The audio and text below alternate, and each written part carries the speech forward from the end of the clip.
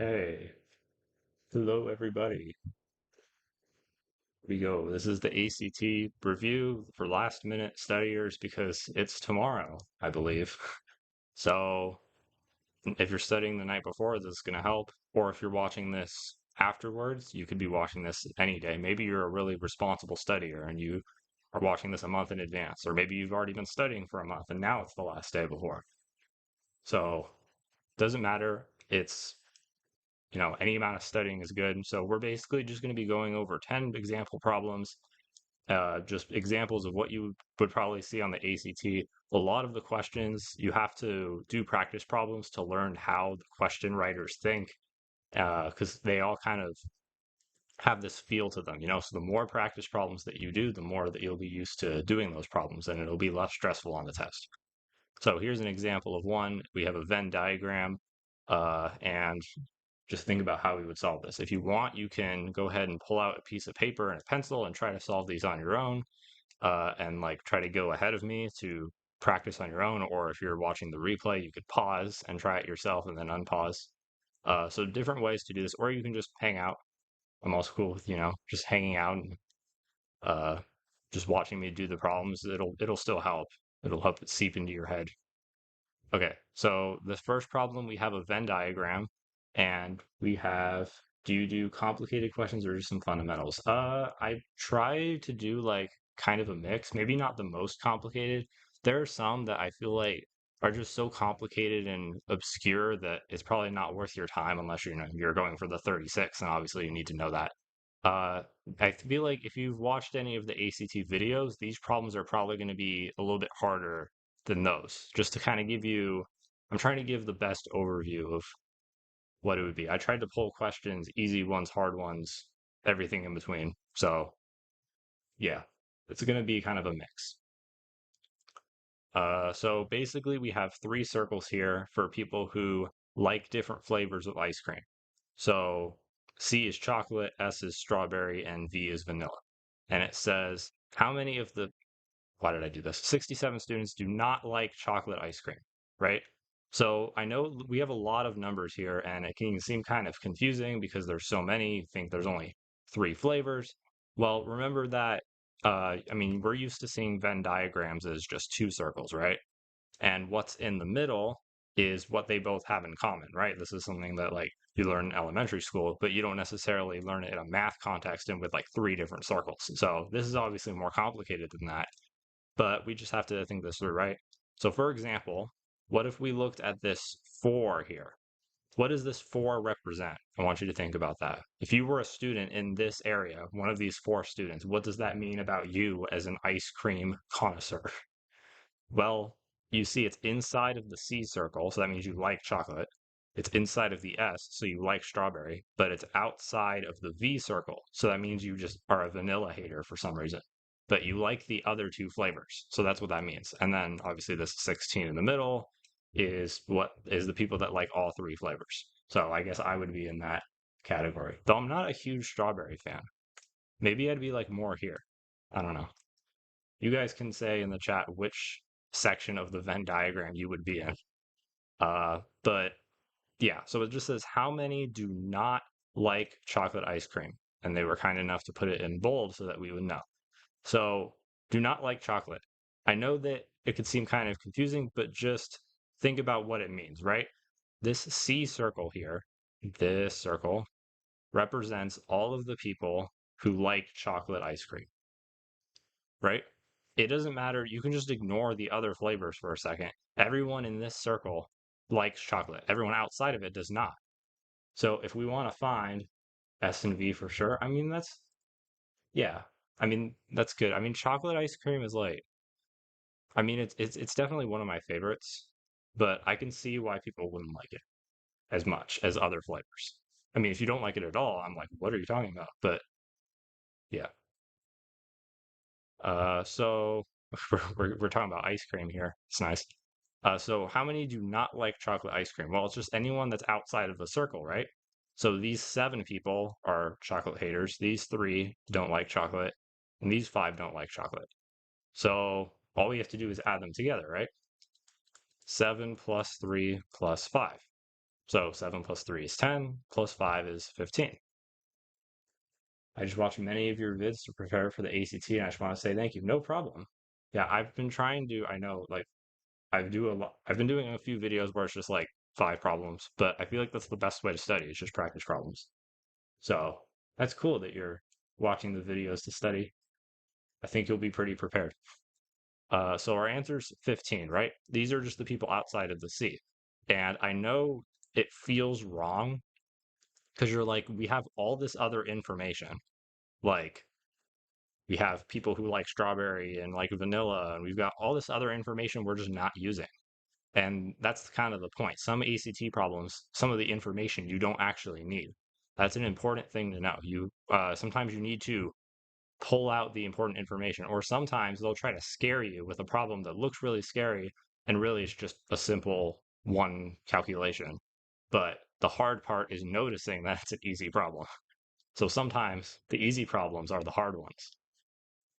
Been studying for the past month. Whoa, month of studying. Nice. And your vids have been so useful, bro. Thank you. No problem. That's crazy. It's a lot of studying. I hope you do good. You will do good with that much studying. That's awesome. All right. So that was problem number one. Hopefully everybody understands is getting, I mean, the Venn diagram problems, I think just from the two ACT practice tests, I think there's two different ones, like right at the beginning. So it must be something important. So that's why I wanted to include it. And remember, if anyone has any questions about these problems, let me know. I am very interruptible on these streams. Could you do some more hard math question? Yeah, so I know that one was not, but that one is usually at the beginning of the exam, which is like the easier ones. Generally, I think these problems for the stream, they're going to go kind of from easy to hard. So we'll have some harder ones at the end. Uh, I can't guarantee that it's exactly easy to hard, but that's kind of the trend that will probably be going on for this stream. Okay. And remember that the hard problems are just the ones that you don't know, and the easy ones are the ones that you do know. So it'll be different for each person. So we have a triangle ABC, and you know it's great when they don't have a picture of the triangle for us. So that's awesome.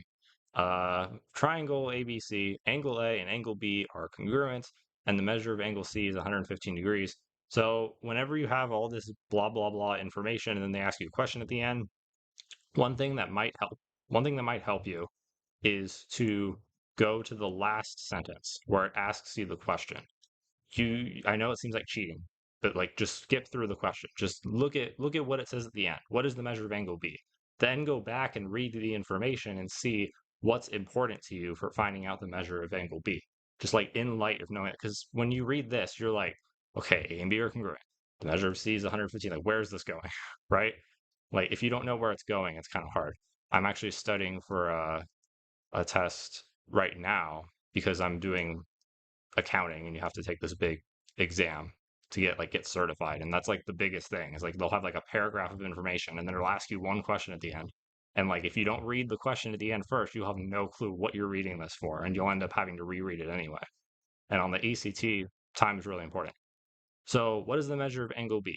Well, they don't tell us what angle B is. They also don't tell us what angle A is. But we do know that they're exactly the same, because congruent means that they have the same number of degrees, right? That's an important geometry thing. Congruent means same number of degrees. So honest, this is one of those where some of you are like, I want to visualize this, and some of you are like, I don't want to. This is so pointless. So let's just do it anyway, and then we'll if it helps you, it helps you. So let's draw a 115-degree angle. We'll pretend that that's a good angle. We'll call that C, right? So this is 115 degrees. And then to close up this triangle, let's try that again. To close up this triangle, okay, this is the worst triangle ever, but pretend it's good, okay? We'll put A and B. And basically, we need to find the measure of angle B. If that helps you, then good. If it doesn't, it's okay. Now, how do we find out what angle B is? Well, the first thing you need to know about triangles is that all of the angles inside of a triangle add up to 180. 180 total. That's just something you'll have to memorize. It's pretty important. Now, if like let's say we knew what angle A is, let's say we knew it was 50, then you could just do 180 minus 115 minus 50 and then just find the last one. But they don't give us A, so how are we supposed to do that? But we do know that they are the same. So I think the easiest way to do this will be, well, there's two ways you can do it. You can write it as an algebra equation. Do you tutoring for math and English? Not at the moment. Sorry, I don't do like one-on-one tutoring right now. Uh, yeah, sorry, maybe in the future, but I'm really, I'm too busy right now at the moment. I guess it's summer right now, so technically not, but I had this on my test and I didn't know what to do. Yeah, it's one of those where you just kind of have to know the information. Like you have to know that a triangle is 180. If you don't know that, then, you know, you're kind of stuck. So this is really important to know. There aren't a lot of not all the problems are like this, where it's like if you don't know this one thing, you can't solve it. But some problems you can do even without learning anything. You just have to think through it like a puzzle. But this is one of those you need to know. It's 180. So I'm going to do it the not algebra way, and then I'll do it the algebra way, whichever one you like better. So let's do it the not algebra way. Let's think through this logically, right? 180 degrees total. Well, this angle here is taking up 115. So how much is left for these other two angles? Well, let's subtract out 115. I was wondering if you could do more graphing problems, I guess is what they would be called. Sort of like problems 27 and 28. I'll have to take a look at that later. The thing is, I try to do graphing problems in like live streams and like the algebra final exam and stuff. But for some reason on the ACT, when I was looking through the practice test, there were like no graphing problems, which I don't understand because graphing is a pretty important thing on the ACT. But like, or it's an important thing in math and algebra and stuff. But like, there were like no graphing problems. I was like, why are there none? I don't get it. Do you predict that this will be on the test tomorrow? I don't know, but I would say it's pretty important. Probably not the exact problem, but again, just know that a triangle has 180. I could see that appearing on the test. No guarantees, obviously, but uh, he's inside for the AC. He's an inside for the ACT. I'm gonna tell you, you're gonna like go to the ACT. You're gonna be like, wait, I saw that problem. Angle C is 115 degrees. That would be funny if I just didn't tell you. These are going to be the exact problems. Yeah, I could see 180 degrees in a triangle being important. So 180 minus 115 is 65. That means that if you take out the 115, then that's how much is left for the other two angles. But uh, now you have to figure out how to split that up between the other two angles. So start thinking about that while I answer these chats. I've been stuck on 28 for math. What should I do? Wow, 28 is good. If you're at that point, I would suggest, I mean, I always say practice problems. I know it's the most boring answer in the world, but just keep doing practice problems, right? If you're at 28, I would focus on the harder ones, you know? I mean, still make sure that you know the fundamentals, but I feel like if you're at 28, you probably already know, uh, like, solving for X, how graphs work, like simplifying. You probably already know those things. So you could kind of have permission to try to do some of the harder concepts. Basically, every problem that you do, every practice problem you do, is like eliminating one thing that you might not know for the test. So chances are you still will not know some things on the test. But every time you do a practice problem, you're eliminating one of those things that could be on the test that would make you get it wrong. That's just my advice. And then tips on pacing. My tip for that is do practice problems. Well, it is do practice problems, but specifically, you can try to practice pacing on your own. So, for example, you don't have to, like, if you want a couple days before the test, I guess the test is tomorrow for taking it tomorrow, but like um, you can do like a full length practice test. Like you can pull up one of those practice ones where it's 45 problems and try to do it in 50 minutes, just so you know exactly what it's going to feel like with the time pressure. Or you can just do shorter tests. Like you could pull up 10 problems, be like, I'm going to do these 10 problems in 10 minutes, and then go back and review your work afterwards and make sure you check what you did wrong, right? Just get used to doing problems on a time crunch so that you're not like, because if you do a bunch of practice problems without a time limit, then you might be shocked when you go to take the actual test how hard it is to do it in the pace that you need to. The best calculator, I mean, I think like you can use a graphing calculator. If you're taking the paper ACT, I would recommend a graphing calculator if you have one, like the TI-83 or 84, whatever it's called. Uh, because you can use that. Make sure you like if you have a calculator, they have a list of ones that you can use. Uh, the best calculator is the one that you know how to use. That's what I will say. You want to use if you want to use the graphing abilities of a calculator, make sure you know how to use them and practice beforehand. As long as you do, then I would say that's the best calculator, is the one you can use. Because on the SAT, if I don't know if you guys have heard, but everyone's freaking out about Desmos. Like, oh my gosh, Desmos, it's so OP, you don't have to know any math. Well, a graphing calculator does exactly the same thing if you're taking the paper ACT graphing calculator. Uh, Unit circle. If you want a unit circle problem, the last live stream I did, there's a unit circle problem. I don't think we have one this time, but there is a unit circle problem. Uh, Actually, I don't know. Well, yeah, it's like a radiance problem. I guess it's not exactly the same as the unit circle. And then parabola. Um, yeah, I mean, again, I feel like there aren't that many graphing problems on the ACT. It's good to know just in case. It is a very important thing. Okay. So, I mean, no problems with chats. Like, don't worry about. I'm very interruptible here, and also it gives people time to solve the problems on their own. But uh, let's go ahead and finish up this problem. I kind of left it at a bad spot, I guess, is the problem here, because there's just one more thing we need to do. 65 degrees left for these two angles, right? So, how do we, like, I guess the fancy word would be allocate. How do we take the 65 and split it up between these two angles? Well, we know that they're exactly the same, because they're congruent. So we can just divide it by 2. Just split the number in half, give half to one angle, half to the other angle. So 65 divided by 2 is, if you put that in your calculator, you'll get 32.5. So that's actually our answer here, answer A. And be careful about, because once you get 65, you might be tempted to go, oh, wait a minute, that's C.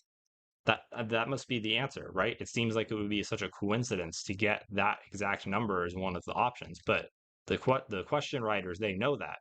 They know that you're going to do that. And so they put answers that they think you would guess. They're not just random numbers that they made up off the top of their heads, right?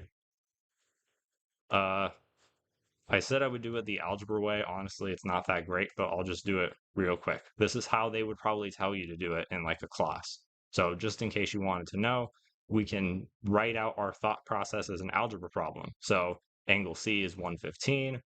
Then we have plus angle A plus angle B. And when you add them all together, they should make 180 because that's the total for a triangle. Then we just want to get angle B by itself. But angle A is the same as angle B. So we can switch out A for angle B because we know they're the same. Now let's first of all combine these. An angle B plus another angle B is 2 angle Bs. Everything else will stay the same.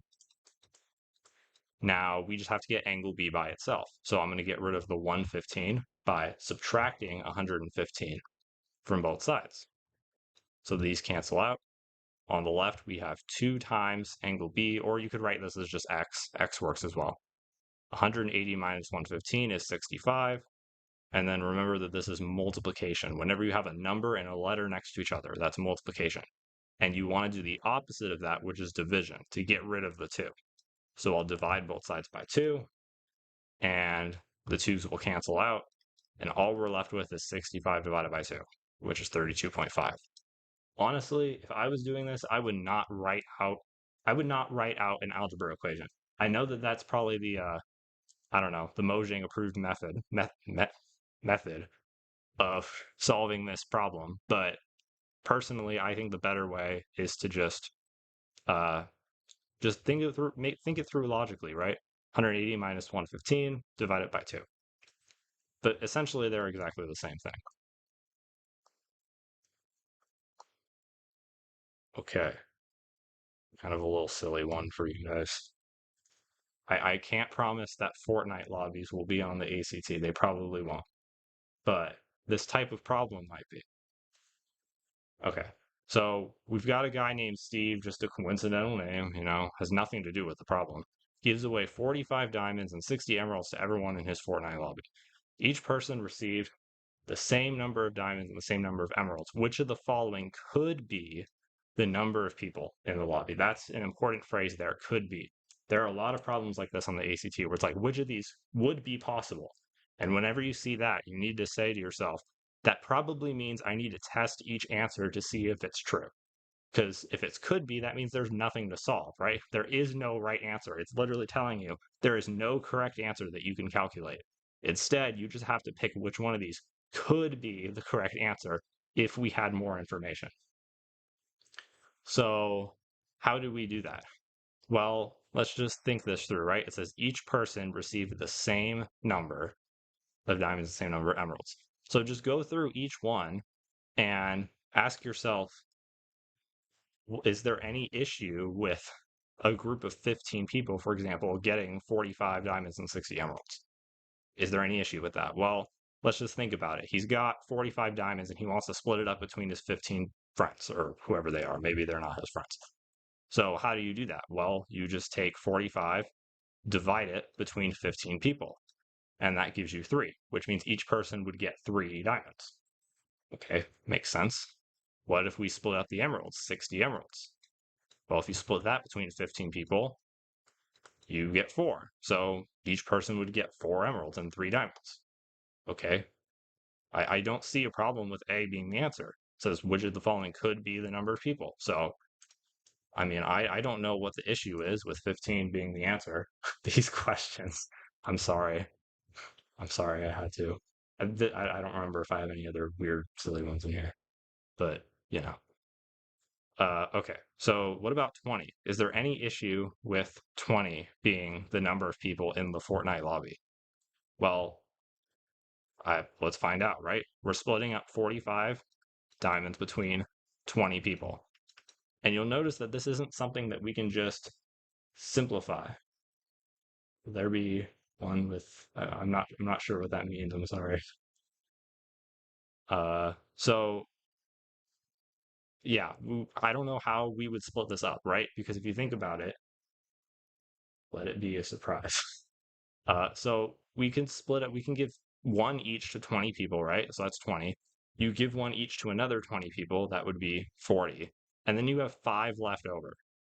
That's kind of weird, right? Well, how do you split that up? I mean, you can give 5 to your 5 favorite friends, they get 1 extra, but it says that each person received the same number, which means that this is not possible. You can't split up 45 items between 20 people and everyone gets the same amount. So 20 is not going to work. You'll notice it's the same thing with 30. How do you split up 45 diamonds between 30 people? Each person gets 1, then you have 15 left. What do you do with that extra 15? I don't know. I mean, you could split them in half. It's probably not possible, right? This is the same number, so C is out. 45 seems like it might work. 45 diamonds, 45 people. Each person gets 1. Perfect. What's wrong with that? Well, when we get to the 60 here, we need to divide 60 evenly between 45 people. And that's not going to work because each person gets 1, you have 15 left over. What are you supposed to do with them? So unfortunately, D is not correct. Or fortunately, because that means we only have 1 option left, which is A. So as you can see, the only way we were able to solve that problem is by going through each one and seeing if it worked. I mean, you could just see that A worked, and then you're like, okay, it's A, and then move on. If you're running out of time, maybe. I would like do one other option. I would check B just to make sure I'm not going insane and making sure I'm doing it correctly. Or just take a quick glance at each of the other ones. But as soon as you saw that 15 worked, technically you could say that that was the answer already. So I hope that helped. Let me know if anyone has any questions. And we are going to move on to number 4. Here we go. So we given the function f of x equals 4x squared minus 6x minus 4. Which of the following expressions is equivalent to f of x? So f of x, you can think of it as the same thing as y, Like if you're graphing it, they're basically the same thing. I mean, they're a little different, but they're basically the same. But because we're not graphing this, it's not that important to know. You could even just ignore the f of x part, right? Don't get scared by the f of x. It's just which of these is equivalent to this 4x squared minus 6x minus 4. Now, the one thing that you want to know is that when you're going from, because this is called a quadratic equation, when you have an x squared and then an x and then a number by itself, that's called a quadratic equation. And when you go from a quadratic equation to these parentheses, where it's two sets of parentheses, then that's called factoring. Praying you did one like this. I was stuck on it for far too long. Yeah, this is an important, I've seen, I don't know, for some reason I feel like this is important. I think I've seen like 2 of these or maybe even 3 of these on those ACT practice tests because that's where I kind of get the inspiration for the problems from. So it must be important. But here's the thing, actually, you might not have to factor the same way. Like there's a way to factor when you have a number in front of x squared, but it gets kind of difficult. Like it's a little bit hard to do. So honestly, we might be in a better position to test the options and see if they make, because remember, you can go both ways. You can start with the question and factor it into the answer, or you can go from the answer and multiply it out because this is multiplication. They're next to each other. Multiply it out to the question. And you might be asking yourself, that seems really inefficient. Why would I do this 4 different times just to see if it makes this? And the thing is, you can kind of tell from the answer choice whether it's going to be true or not. You don't actually have to multiply out the whole thing. And I'll show you what I mean. Let's look at this first one here. How do you multiply 2 sets of parentheses? Well, you'll want to use something called FOIL. FOIL is how we multiply out 2 sets of parentheses. So each letter stands for a step that we need to do. So for example, F stands for first. And that means to multiply the first numbers in each set of parentheses. So x times x is x squared. And immediately we already know we're sunk because this is 4x squared. And this is, I mean, technically you might say, well, aren't we going to get another x squared somewhere? Well, we won't, right? Because this is the only time we're multiplying x times x. X times x makes x squared. And you'll notice that with b, it's the same thing. X times x makes x squared. So already, it's not looking good for a and b. But if we look at something like c, c has 2x times 2x. 2 times 2 is 4, and x times x is x squared, which is 4x squared. That does align with the problem, and it's going to be the same thing with d. 2x times 2x is 4x squared. So already we've eliminated A and we've eliminated B. I'm going to go ahead or I'll leave it there for a second. What is the best calculator? If you're taking the paper ACT, you can get a graphing calculator like a TI-83 or 84. I think the 84 is the one with the fancier screen. It doesn't really matter. I said earlier, the best calculator is the one that you know how to use. Yeah, and you don't even need a graphing calculator to succeed at it. You can do just fine without one. I Yeah, I took the SAT and I don't think I used my graphing part of it like once. So it's up to you. It's whatever you find easiest. If you're taking the digital ACT, you get Desmos, I believe. So, which is basically the same thing as a graphing calculator. So just make sure you know how to use that if you want to use it. But really, like, calculators aren't all that important for the ACT, just if you need to do a quick little calculation. And then an average overall score, I looked it up recently. I believe the average score is about like 19 to 20, I think. Will there be questions on arithmetic and geometric sequences? I believe so. And I think the last, no, it wasn't the last live stream. It was my most recent ACT video, like just the regular ACT video. It was just one of those generic titles, like how to destroy the ACT math section or something. I have an arithmetic sequence problem. So you can take a look at that if you want. So I believe it is on the test. Maybe not geometric sequences, but arithmetic for sure was on the practice test. So we've eliminated A and B, right? It's not going to be A or B. So now we could just ask ourselves, which one is it? And you'll notice they look exactly the same, except for the signs. This has a -1 plus 4. This has a +1 and a -4. So how do we know which one it is?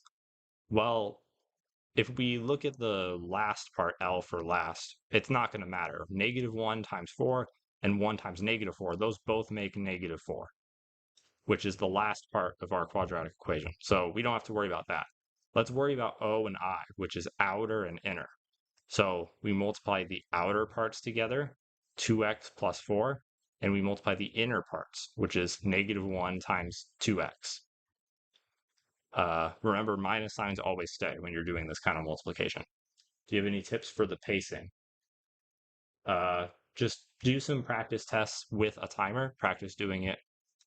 Practice timing yourself, give yourself 10 minutes to do 10 problems. If you want to really try hard, do the full length, do 45 problems at 50 minutes, just so that when you go to take the test, you're not surprised by the pacing, that you just already have it down. Like you already are instinctively know how much time you have for each problem.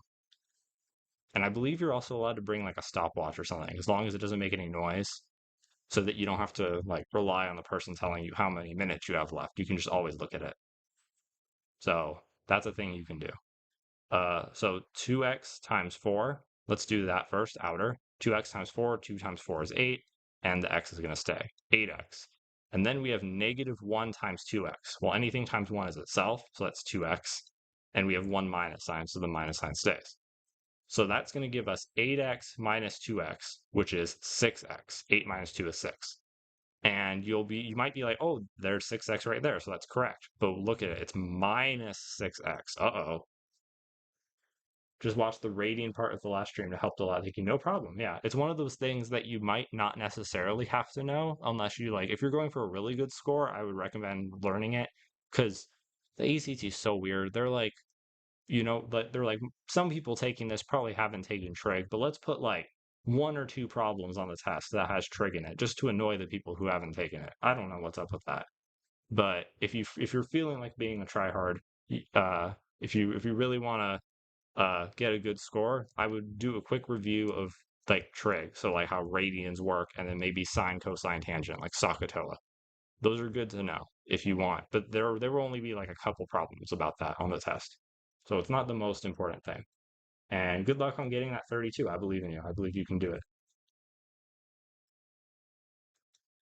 Okay, so it's minus 6x. We just got positive 6x. And because we noticed before that they're literally the same except for the signs, I wouldn't be surprised if this gives us negative 6x. And just to check that, 2x times -4, 2 times 4 is 8, the x stays, and we have 1 minus sign. And here we have 1 times 2x, same as before, that's 2x, but it's positive. So -8 plus 2, think of it as money. You lost $8, you gained 2 back, but you're still down $6. That gives us -6x, which is what we're looking for. So D is going to be the answer here. Yes, you do get Desmos if you take it digitally. And I can't remember if I have probability or statistic. I can check that for you. Let me see if there's any probability or stats problems for this stream. If not, I did one last stream. I think the last problem I did was a probability. But yeah, you'll see that we were able to solve this problem without factoring at all. We went the other direction. I do have a video if you want to learn how to factor it the correct way, the ACT approved way. But honestly, that might take more time. This is how I would suggest looking through problems. You think through what is the best way to solve this problem. And sometimes the best way isn't necessarily the faster one, it's just the one that you know how to do. Because you can be like, well, factoring is probably faster, but I'm going to spend 5 minutes trying to remember how to factor and I might get it wrong anyway. So instead, you can be like, I think a better strength of mine is doing FOIL and testing out the answers. And if you think that's better for you, then go for it. But the less time you spend thinking about how to do it and the more time you spend actually doing it, the better. Do you think 30 with Desmos is possible? I'm not insanely good at math. Desmos will help you. It's a tool, but you still have to know the math, unfortunately. It's not like a super easy hack. And you have to know how to use Desmos, and you have to know that the answer to the problem will give you Desmos. And honestly, I think a big mistake that some students might make is that when they, I guess this is a terrible analogy, but uh, I've gone through a couple like, chess phases where I'm like, I'm going to play chess. And like in chess, you'll learn this new trap and you expect to use it every single game. And you find out nobody actually falls for it. And then you end up not using it at all. I feel like Desmos could be the same thing. Like when you look at every single problem going, how can I use Desmos for this? Most of the time, you won't be able to. That's the problem. Desmos is only good for certain use cases. So honestly, it might be a better use of your time to just study how to do problems regularly. But I would recommend getting a basic idea of how Desmos works and how it could be useful. But unfortunately, it doesn't save you if you don't know how to do a problem. Yeah, algebra. I have a video called like Intro to Algebra for Beginners or something, and it goes over the basics of algebra. Even if you think you are already good at algebra, I would recommend just making sure you know all of those basics because there might be something in there that you are surprised that you don't remember or just been a while since you've done it. And your original math score is 25. Nice job. Nice. 25 is good. Yeah, if you want to, you probably have most of the basics down at that point then if you're at 25. So I would recommend, yeah, Desmos would definitely help you at that point. If you're at 25, then I would say, yeah, look into Desmos, see what it can do for you. Because even if even if it doesn't help you solve a problem that you aren't able to solve, it can save you time. That's probably the most important benefit of Desmos. Does it have regular calculator functions? I'm not sure. Well, yes, it does. But I think the ACT it like limits you on it might limit you on how much you can use for Desmos. If you want, you can bring a regular calculator just to be sure. But there's got to be a calculator built in, right? I can't imagine there's not. But yeah, but just as a backup plan, you can bring a calculator if you want to. And then tips for probability and stats. Probability is one of those weird ones where there aren't really any like formulas. Like I feel like a lot of people try to do probability by memorizing formulas. Like when you have two independent events, this is the formula. You multiply the two. But I think it's better just thought about logically.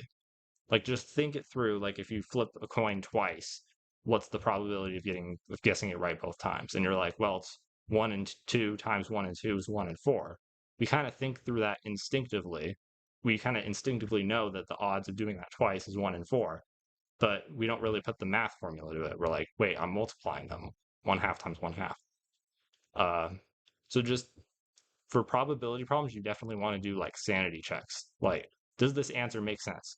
Does it make sense for the odds of guessing 3 coin flips in a row being 80%? Probably not. So maybe that's not my answer, right? Just when you get your answer, just double check real quick. Be like, does that just feel right? Because some probabilities just feel right. You can do both graphing and calc functions. Good. That's good. It's good to know. Okay. Oh yeah, I said I was going to see if there were any probability or stats problems. There's one about expected value that I'm going to do. I guess that's kind of probability and stats. Looks like that's the only one. It's not the most common thing on the test, but it is something that's useful to know. Unfortunately, I can't go over everything in this stream. I should be putting up the problem sooner so that you guys can start thinking about it. So go ahead and start thinking about this problem here. We've got a guy named McRonald, and he owns a very large hotel chain. So, like I said, let's look at the question first. How many guests stayed in a large room? So with that in mind, let's go back to the information and see what we can pull out. Looks like he charges 250 for a small room and 325 for a large room. Okay, so basically he has two different kinds of rooms, just two. And the large room is more expensive, obviously, because it's bigger. So 250 for a small room, 325 for a large room. And he earned 3,375 yesterday from 12 guests. Okay. So this is one of those where honestly, there's just like I said before, there's the Mojang approved way or the ACT approved way, and then the way that's probably actually easier to understand. And that is true for so many problems. There's like two or more ways to solve it. You do whatever's easiest for you. For this, I'm going to do it the way I would think of it, and then I'll show you what the ACT approved way is to do it. Geometry formulas will you have to memorize. I think I don't think they give you a formula sheet. I don't know that for sure. But I think I think you kind of have to know the basic formulas, and if there's any more complicated ones, I think they would give it to you. Don't quote me on that, but I think you do need to know the basic formulas. So, like for example, area of a square, a rectangle, a triangle. Like for example, rectangle length times width. If it's volume, like a rectangular prism, would be length times width times the height. Uh, Triangle one half base times height because it's just half of a square or half of a rectangle. And then for like circles, circumference of a circle, pi times the diameter. The area of a circle, pi times pi r squared. Those are probably the big ones that would be helpful to know. Other than that, I can't imagine there being really important ones. And then simplified solving for x, basic trig, Pythagorean theorem.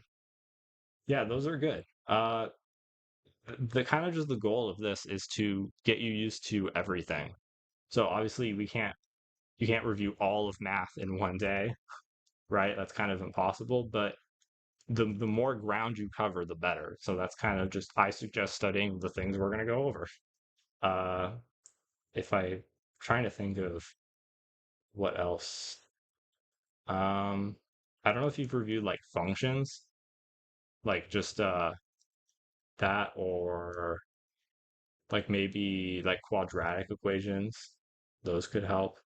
But really, it's hard to tell. If you go to the ACT tells you what 5 categories are going to be on the exam. There's numbers and quantity, which I think includes like imaginary numbers. There's algebra, functions, stats and probability, and geometry and trig. Those are the 5 main categories of problems. So if there's any of those areas that you think you're weakest in, review that. That's what I would suggest. Okay, so here's how I would think through this problem. Because the way that you're supposed to do it is with a system of equations.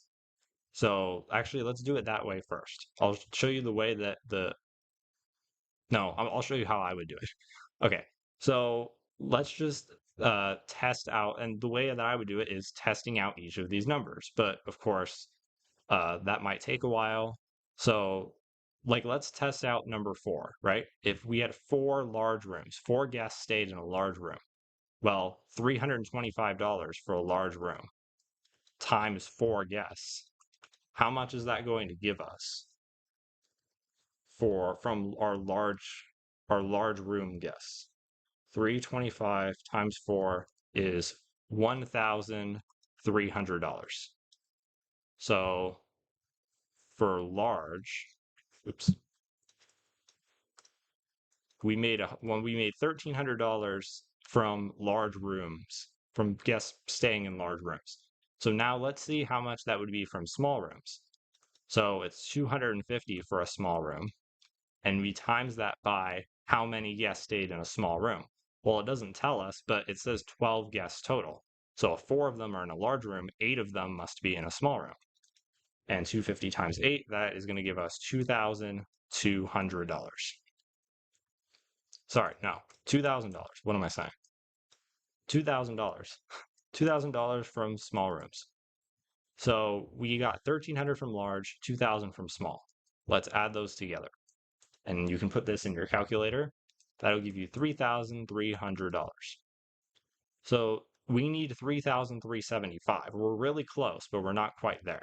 So A is not correct. But now, if you could swap these out, like swap out 4 for 5, and then you would have to swap out 8 for 7, because 5 plus 7, 12 guests. But the way I would think of it is because large rooms give you more money than a small room.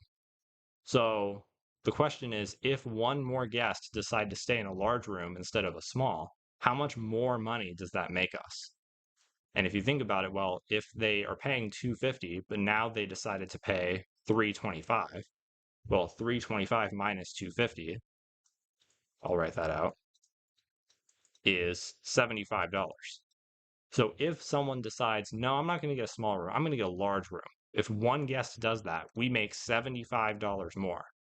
So switching from 4 to 5 guests, instead of doing all the calculations again, we can just add $75 to whatever our profit is. And if we do that, we're going to get $3,375. And actually, that is the dollar value that we're looking for. So that is how I would probably think through it in my head. And this is not how a teacher would teach you to do it. The teacher would be like, do your system of equations and all that. But that is one of the things on the ACT is just think through it logically, visualize the scenario in your head, and then ask yourself, what makes the most sense to me? Because I could show you the system of equations really quick. Answer is 5, by the way, because this was 4 and we just added $75 to make 5. Let me show you what the ACT approved way is of doing this. And this probably won't even make a ton of sense to you because it's just kind of convoluted. But we can write two different equations. We know that it's 12 guests total. Well, let's say that we use S for a large room and or S for a small room and L for a large room. Well, the small room guests plus the large room guests equals 12. And we also know that they made $3,375 total. So how much do you make for a small room? Well, it's 250 times however many small room guests you have. So we have to add that on to our large room profit, which is 325 times however many large room guests we had. And that equals a total of $3,375. But now what do you have to do? Well, now you have to solve for one of these letters. You have to, like, let's say we're solving for, we would, let's solve for, no, we would want to solve for S so that we can substitute in here. So you would have to subtract L from both sides, 12 minus L, then plug that in to S. So it's 250 times 12 minus L, and then solve the whole thing. You could do that. And if that makes sense to you, great. But that's going to take a while. So like this is going to take a long time and you have to do problems in 1 minute. So if you're like a speed runner of systems of equations, then go ahead. But I personally feel like this would take a long time. And so you want to think through logically, what's the best way to do this problem? What makes the most sense?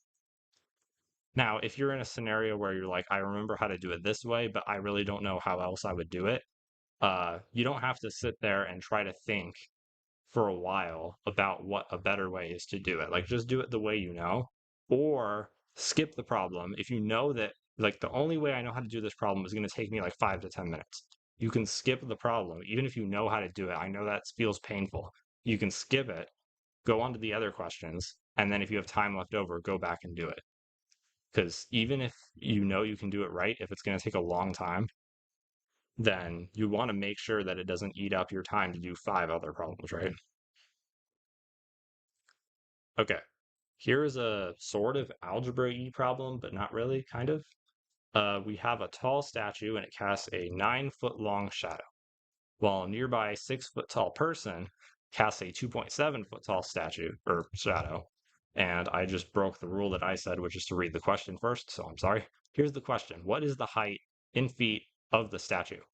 So not the height of the person, it gives that to us. What's the height of the statue? So basically we have all the information we need, right? And we're missing an amount. And usually these are the kind of problems that you might want to write out an algebra problem to solve it. Maybe not necessarily algebra, but just like write out a math equation kind of. So let's think this through, right? And if you want, like, I'm gonna draw a little picture. You don't have to draw this kind of picture on the test, but this is kind of a representation of what you would be thinking through in your head.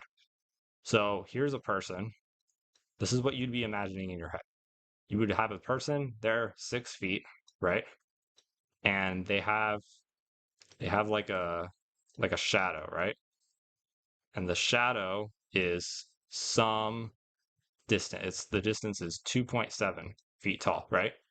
And now you have some sort of statue. I don't know. We'll say it's a statue of a person, right? So we just got a really, really, really tall person here.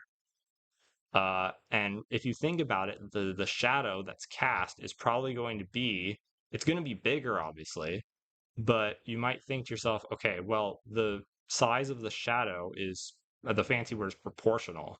It goes with the size of the height of the person. So for example, if the shadow is half as tall as the person, then I would guess that the shadow of the statue is probably half as tall as the statue. That makes sense to me, right?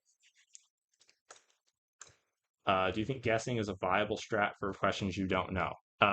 Yes. An educated guess, I guess. Like, you don't want to be too quick to just guess. I would recommend like skipping the problem and moving on. But if you go back to it and you still have no idea, I made a video. It's the one that got like a bunch of views for some reason.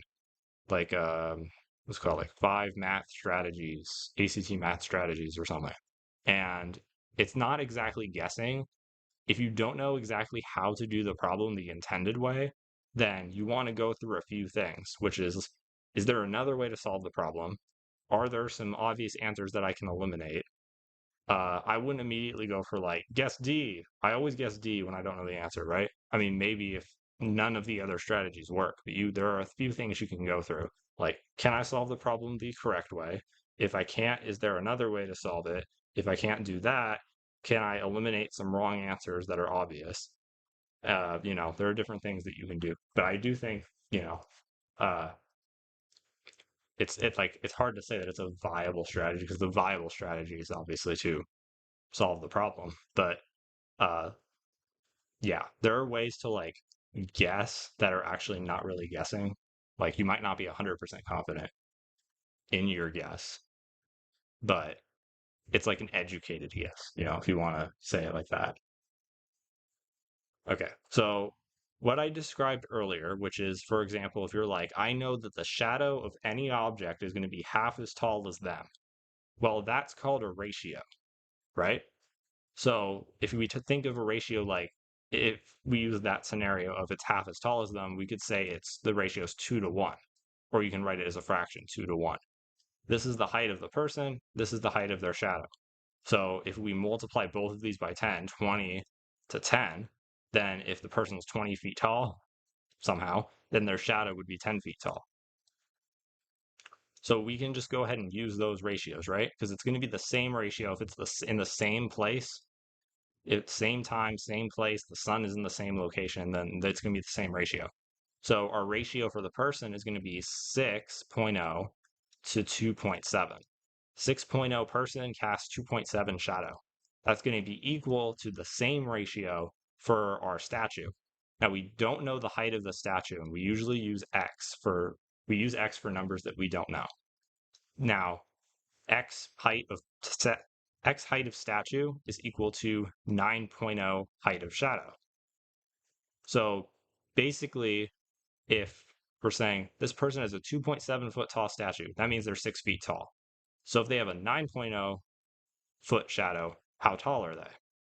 And in this case, it's not a person, it's a statue, but that doesn't matter. It's the same ratio. Now, whenever you see this, two fractions equal to each other, there's a rule we can use called cross multiply. I think that will be helpful, or you could just multiply both sides by 9. That works too. Wish me luck. I might not remember a lot, but thank you so much for your videos. No problem. Yeah, it's not necessarily about remembering every little thing. It's just the more you do, uh, it's going to help, even if you don't remember exactly how to do it. Because remember, the problems that you see are going to be different from this, right? It's not like these are the exact problems that are going to be on the test. But the more you get used to solving ACT problems, when you get a problem that's similar to it, you're going to have a big advantage. Like not 100% guarantee that you'll know how to do it, but definitely like 90% if it's similar enough.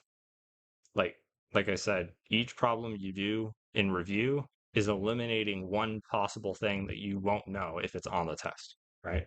So we want to eliminate those as much as possible. Okay, so how do we cross multiply? Well, whenever you have two fractions equal to each other, you can draw an X.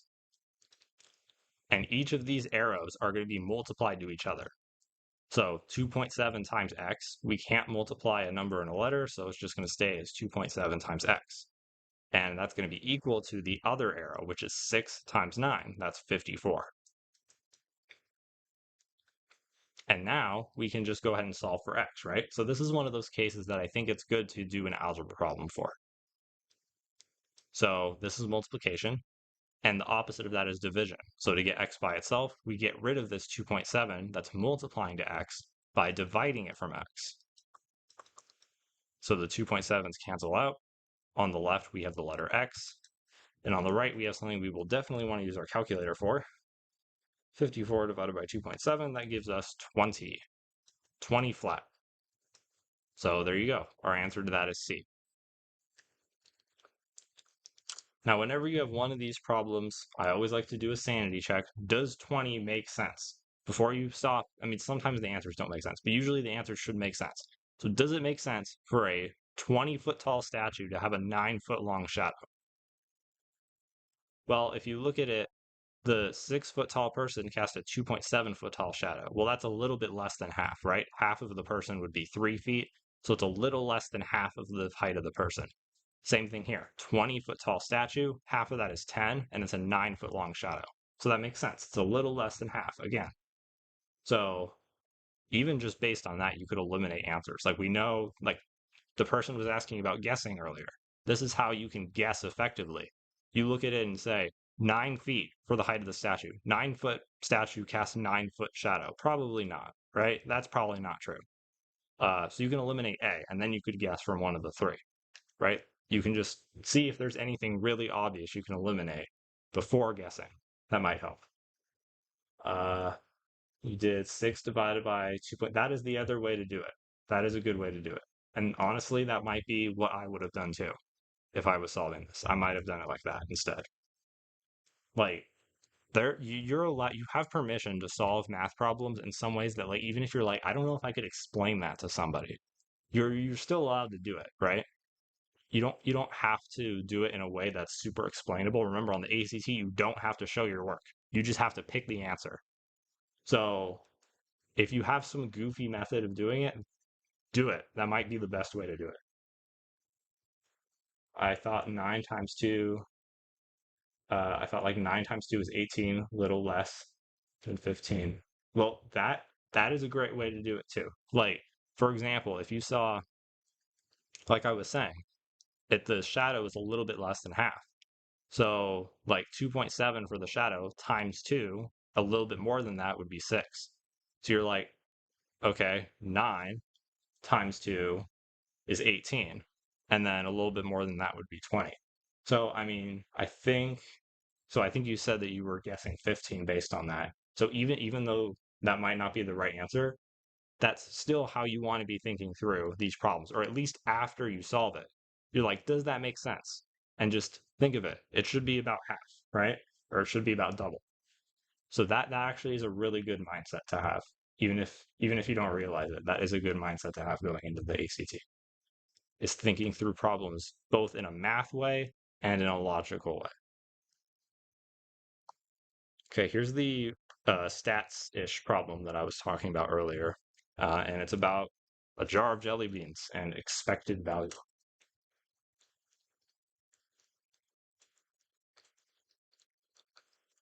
Oh yeah, for the ACT, I think you can bring water, right? I'm assuming you can. Stay hydrated for your brain cells to do good on the test. It's a good thing. Okay, so let's do what I said, which is look at the question first. It says, what is the expected value of the amount of jelly beans in the jar? Now, expected value is technically like one of those fancy math terms, but even if you didn't know what that meant, you just think about it. Expected value. What value am I expecting? What am I expecting the amount of jelly beans in the jar to be? And when you might think, okay, well, maybe it's the most common amount, but the moment that you don't see 10, 50, or 100 in here, you're like, okay, well, guess it's not that. So the next possibility is maybe it's an average. And that's what it is. It is an average. So let's look at the problem. Jill has 10 jars of jelly beans on a shelf. So just to visualize 10 jars. 3 of them have 10 jelly beans. 5 of them have 50 and 2 have 100. So we've got Jill pulling a random jar from the shelf. Can you go over how to find specific digits of long numbers? Example, the 320 digit. I'm not sure. I don't know if I've seen a problem like that. I don't know if you have like a more like specific problem I can do, but like it would have to be like there would have to be more information than that. I'm not really sure what that kind of problem would be. Is it like division? Like it's like 20 divided by 7, what's the 300th digit or something like that. I'm not actually sure how you do that unless it was like a repeating decimal. Then I could show you how to do that. But yeah, I'm not sure. Okay, so we've got 10 jars, right? Now think about how do we find an average? Well, an average is where, let me find the specific question. Yeah, go ahead. I can help you out with that. So we have 3 jars with 10, 5 jars with 50, and 2 with 100. We could add all of those together, find out how many total jelly beans there are. And then you divide by however many jars there are, which is 10, right? Like if you had 50 jelly beans total and they're between 10 jars, then on average you have 5 in each one. So the expected value would be 5. On average, you're expecting to have 5 jelly beans in the jar that you pick. And the important thing is it doesn't actually have to be possible to get that number. Like for example, if the answer was 48, there's no way to get 48 jelly beans in a jar, right? It's either 10, 50, or 100, but it doesn't matter. For expected value, it's just the average number.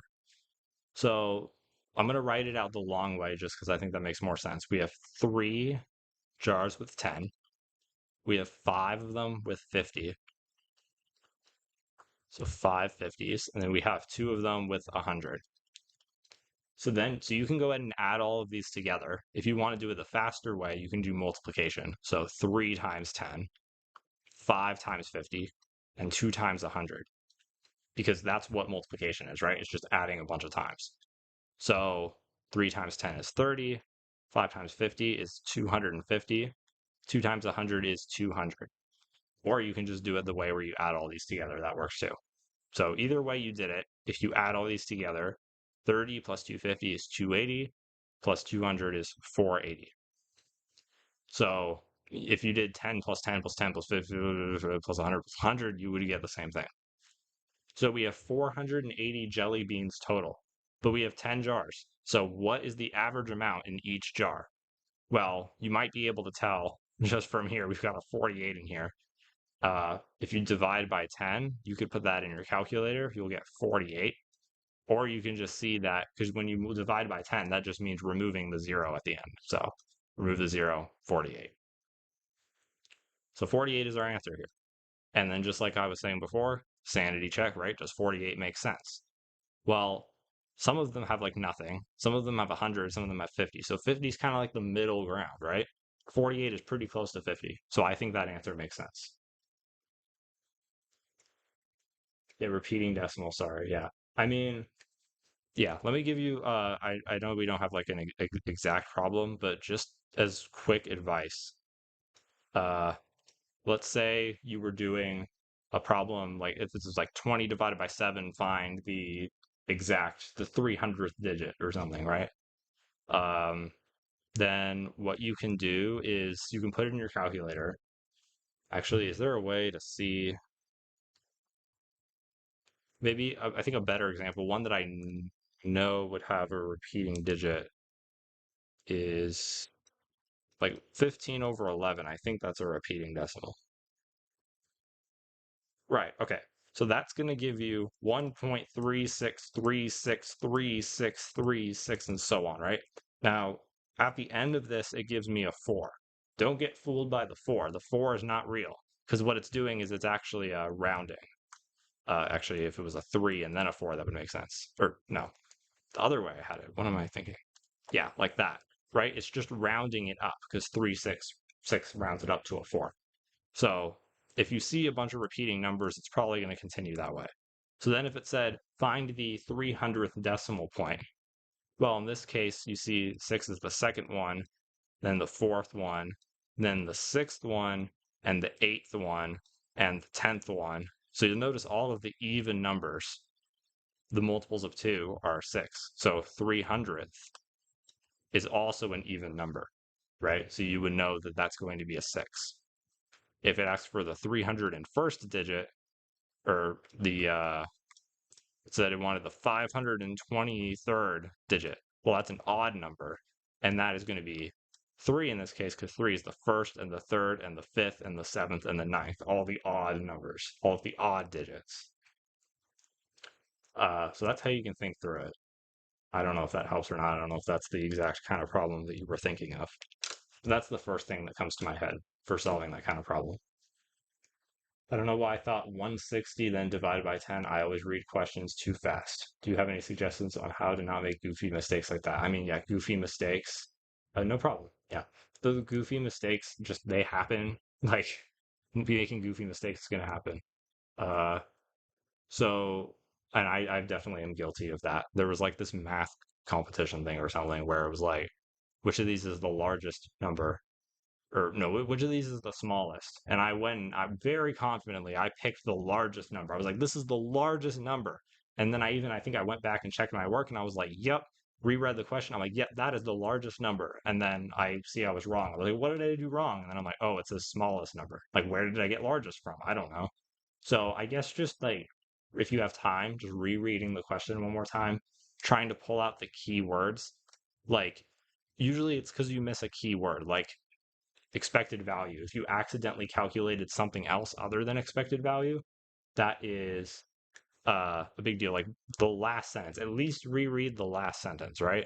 Expected value of the amount of jelly beans, right? You don't want to be surprised by the question actually asking you something else. Maybe that's the advice I would give, maybe.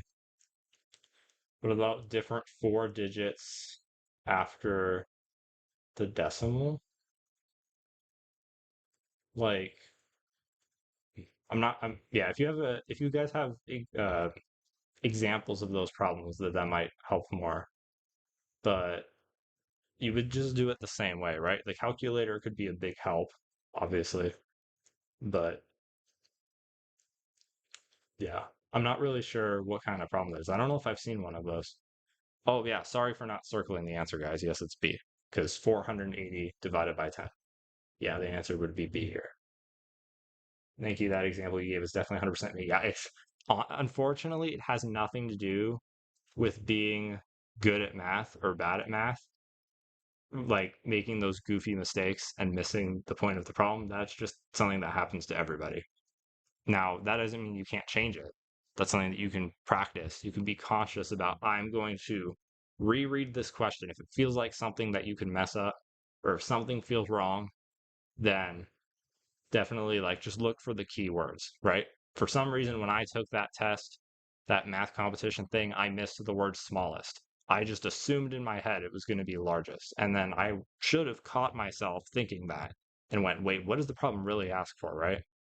Just if I had just taken 2 seconds to underline keywords, what is the smallest number? I would have been like, oh, it's asking for the smallest number, not the largest number.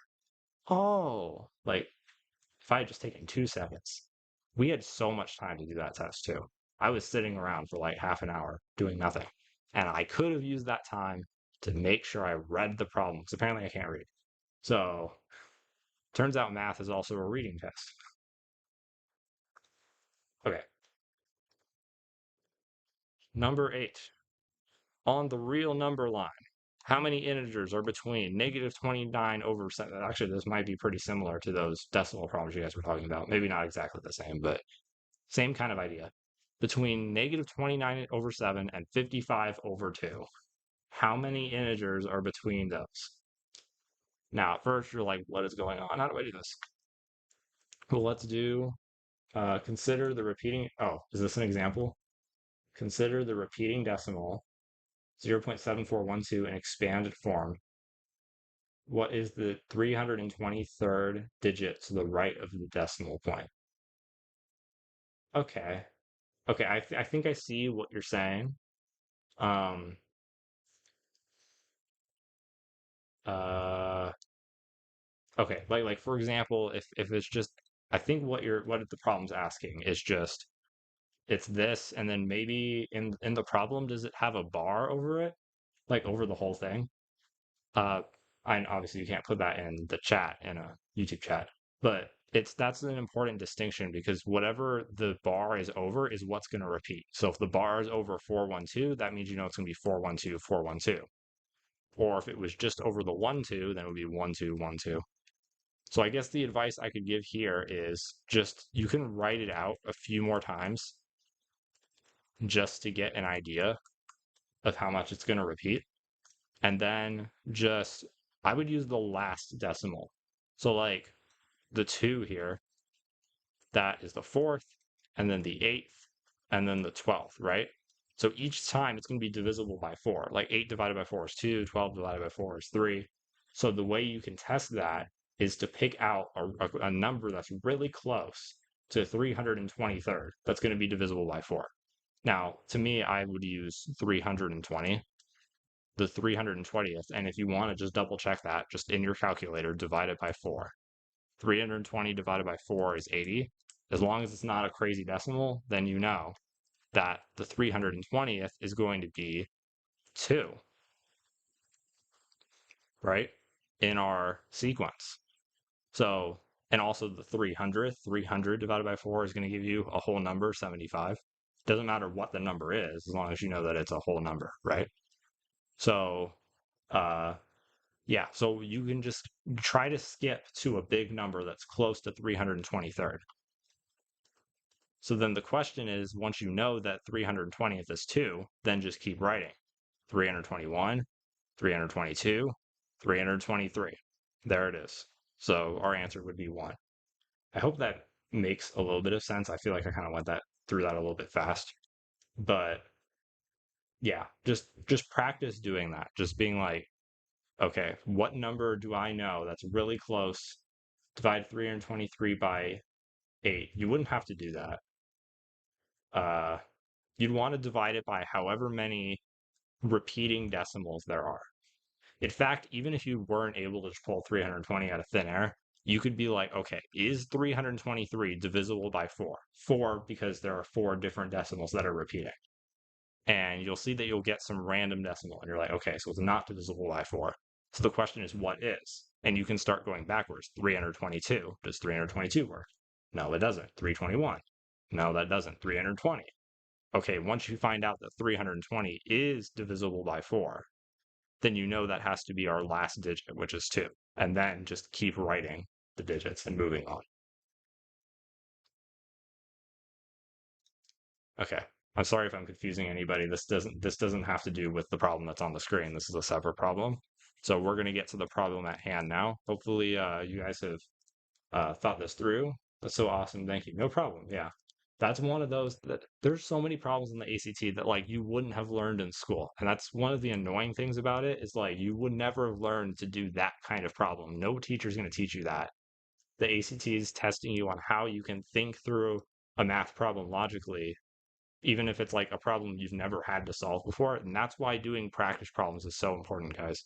For the ACT, you have to get used to doing these problems because it's not just like taking a regular math test. These are very different from what you would have to take in a class, like for a grade.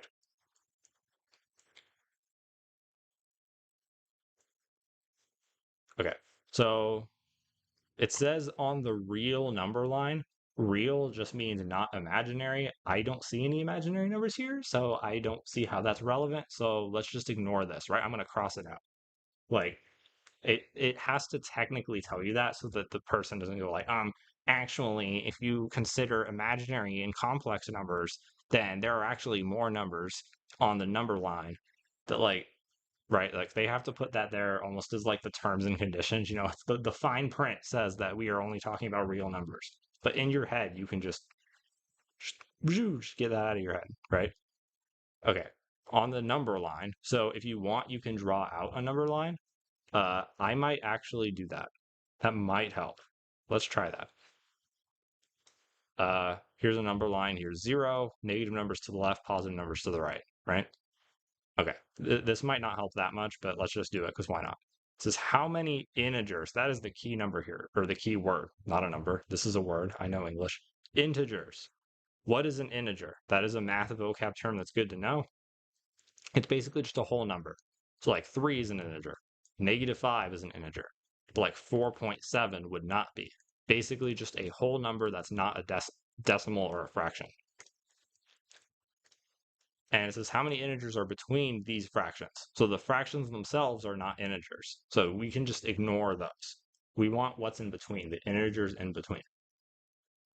So let's go ahead and draw these two numbers. -29 over 7 and 55 over 2. And no, this is not to scale. The distances don't actually matter here.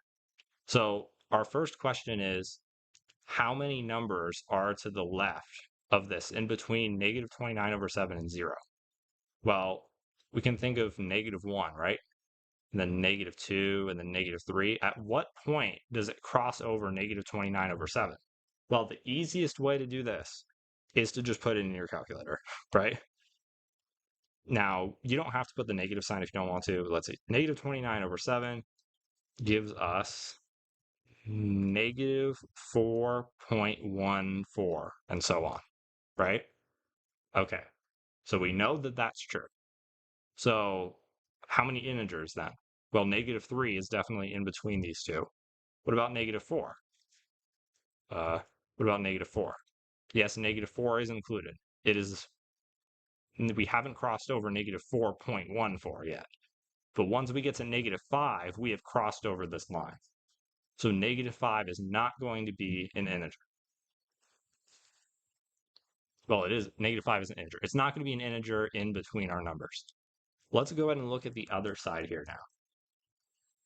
I feel like it's easier to turn the fractions into decimals, but consider the integer part and then just count from them. Yep, that is probably the best way to do it, honestly.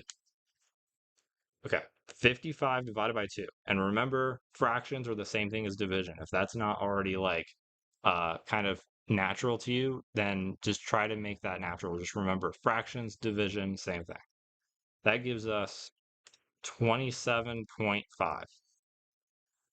Now, how do we know how many integers are between?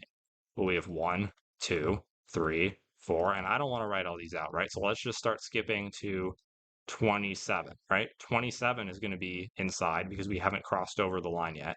But once we get to 28, that's it, right? Because 28 is past 27.5. I'm just impatient. No, you're not impatient. You're getting ahead, which is what I recommend. I recommend thinking through these problems and getting ahead of me before I get to them. That is, you're studying in the best way possible. Okay, so let's count how many integers we have, right? We could go 1, 2, 3, 4, 5, and just count a bunch. Let's just do it the faster way, which is how many integers do we have here? From 1, ow, just hit my finger. From 1 to 27, we have 27 integers, right? 1, 2, 3, 4, 5, 6, 7, 8, 9, 10, da da da to 27. That's 27 numbers. And now we can just count from here, right? So 27, now 0 is an integer, so 28, 29, 30, 31, 32. So 27 plus 5 more, 0, negative 1, negative 2, negative 3, negative 4. We're mathematicians. Yes, we are Einsteins right now doing some number lines. I don't know. I feel like Einstein wouldn't draw out a number line. So maybe we're not quite to Einstein yet. But we're getting there. We're close. Yeah, 31 might be a common. I should have put 31 as an answer actually, because that might be a common mistake is to forget about 0. Because we got to 4 here and 27 here. So it makes sense to add them. But 0, you don't want to forget 0. And that's why drawing out a number line might help. So 32 is our answer. 32. My biggest problem is remembering all the different formulas for the shapes and areas and stuff. Yeah, that's one of those annoying things. Just try to remember like rectangles and squares, triangles and circles. Those are the big ones. And I feel like I remember seeing somewhere that was like, if there's a more complicated formula, it would give it to you. Like if it's the surface area of a cone or something, like I think they would give that to you. I don't think they would expect you to know that, but I could be wrong. Okay. So number 9. Oh boy, imaginary numbers. I believe on the SAT, if you guys have taken that, I don't think they have any imaginary numbers, but unfortunately the ACT is rude, so they have imaginary numbers in it. It's not super common, but it is common enough. Okay, so it says that given that I is the imaginary unit, which that's just, more of the fine print stuff that we don't need to know. Like, yeah, that's I is the imaginary unit. That's what I stands for. So just ignore that. It says which of these is equal to 3 plus 4i, in parentheses, and then square. Sometimes you don't have to memorize formulas, but just remember how to find it. Like, the area of a square is base times height, and the area of a circle, you have to know that you multiply. Yeah, honestly, that is a good tip. I'm not a huge fan of memorizing formulas. Uh, well, actually, diameter times pi is the circumference, so that's like closer to perimeter, so not quite. But yeah, I mean, memorize formulas when you have to, but if you can logically think of why that is the formula, then it's a lot less scary. It's a lot easier to remember. So just try to think of why the formula is the way that it is. Like the quadratic formula, you're not going to be able to do that. You just have to memorize it and trust what it says. But there are other formulas where it's like, I see why it is that way. I see why that's the formula. And then that'll help it stick in your head easier. And if you can turn it into a song, that always helps too. Like the quadratic formula. Would it be three? Because we could just eliminate one and two. Or do you mean C? Since there's no I, and then okay. So not quite, but you are thinking on the right track, and you're saying let's eliminate A and B immediately. We haven't even gotten to the problem. We can already eliminate it. Why? Because there's no I, right? Like there is no I in any of these. I'm not going to cross them out yet because technically there could not be an I, right? But let's go ahead and think. I mean, and also it's good to know where they get these answers from, right? Like 9 plus 16i, that's 3 squared and 4i squared. 3 times 3 is 9, 4 times 4 is 16. But how do we solve this, right? Obviously, they want us to think that this is how you solve it. You square 3 and you square 4i and then add them together. But then you look at D and you're like, what is this? Negative 7 plus 24i, where would that even come from? And that should make you think, why would they think that I would think that that's the answer? And then you have to ask yourself, where would that have come from?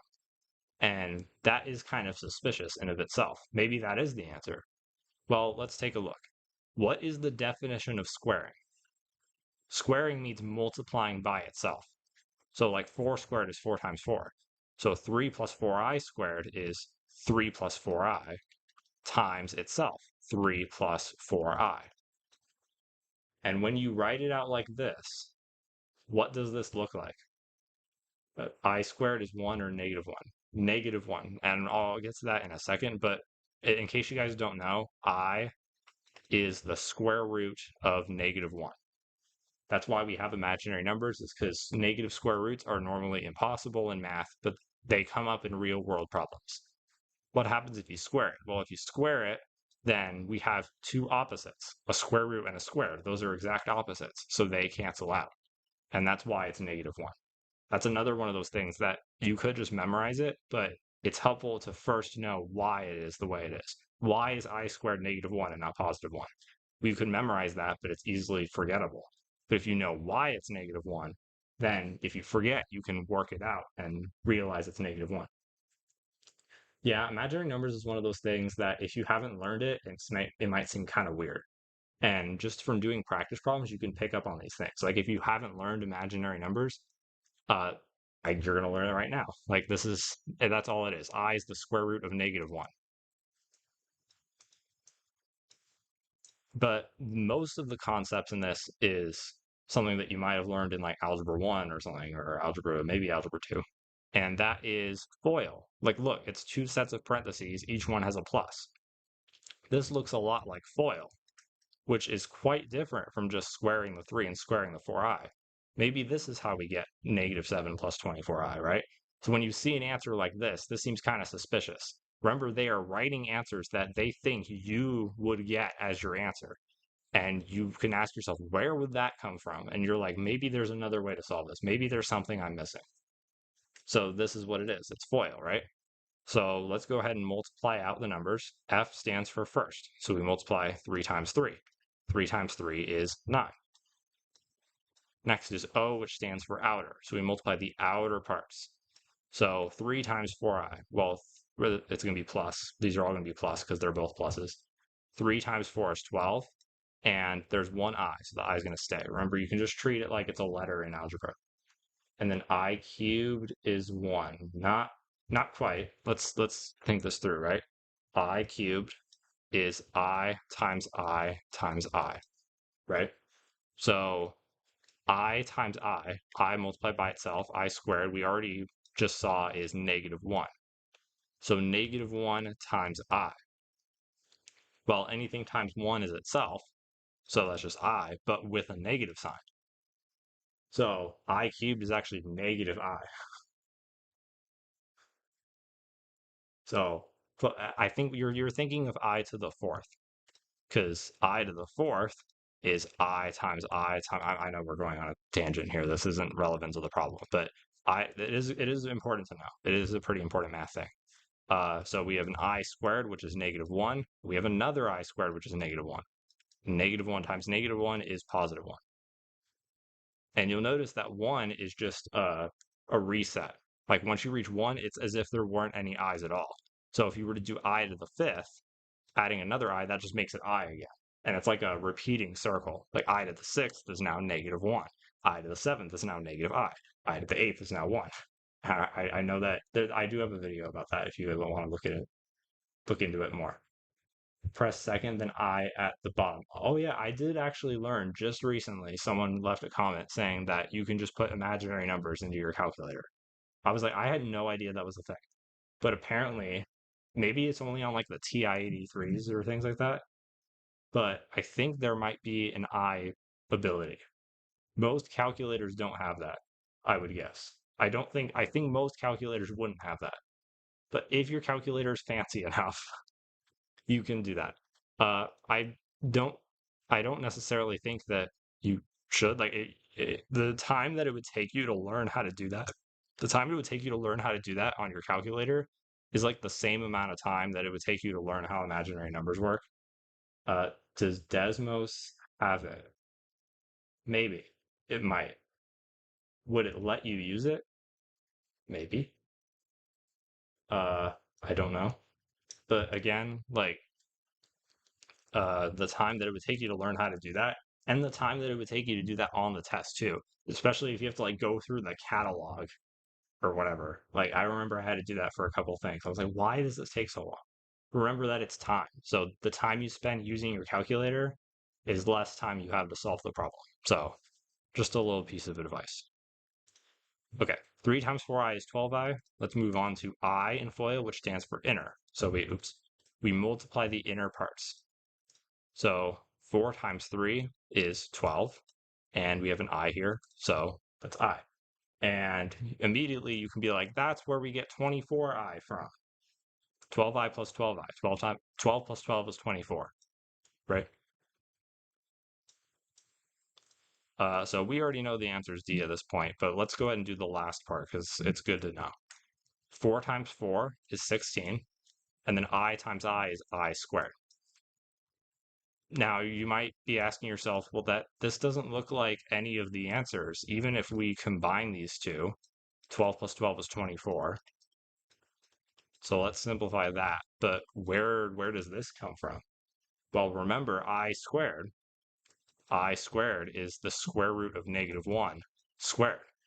And we have a square root and a squared. So those cancel each other out, and all we have is a -1. So I squared is the same as -1. Now, what is 16 times -1? That's -16. And now we have 9 minus 16. So think of it as money, or put it in your calculator. You have $9, you spent 16, so in total you're down $7, so -7. We haven't done anything with the 24i. And now you'll see that we got D for our answer. I know I might have gone a little fast there at the end, but just from this part here, we already knew the answer was probably going to be D the moment that we saw it. So if you were on a time crunch, you could just call it there once you see that. But I would recommend working through the entire problem if you have time, because maybe this is their trap answer. Maybe they're hoping that you're going to work that much through the problem and then be like, okay, that must be the answer. And they're like, haha, I got you because you didn't work through the whole problem. So, uh, They could basically think of it as a trick question, kind of. Yeah, there are a lot of like there aren't necessarily any like trick questions, but they do have trick answers on a lot of questions. Like they're always going to have the that one answer that's the easy way out, and you have to ask yourself, is that really the answer, or it's not that it can't be that easy, can it? Yeah. Or sometimes it is that easy, but that's where you have to know math. It's like I feel like they try to avoid as much as possible, like you going through a problem and then like working out the whole problem, and then it's not one of the answer choices, and you're like, now I know it's wrong.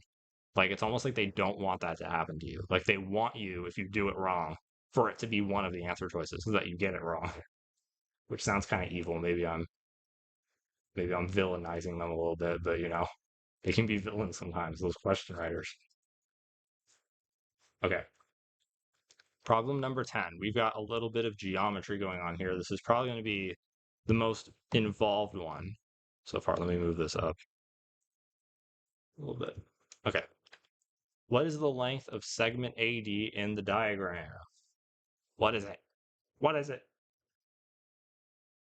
Now, oh, I love these. Yeah, these are kind of fun. These are very much like puzzles.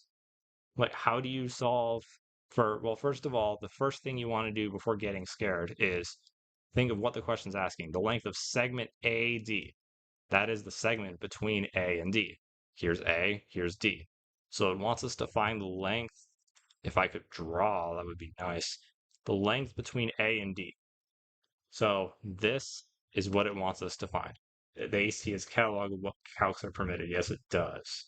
So if you are using a calculator, if you know it probably is approved, then great. But I would check the list first. Just make sure that your calculator is approved.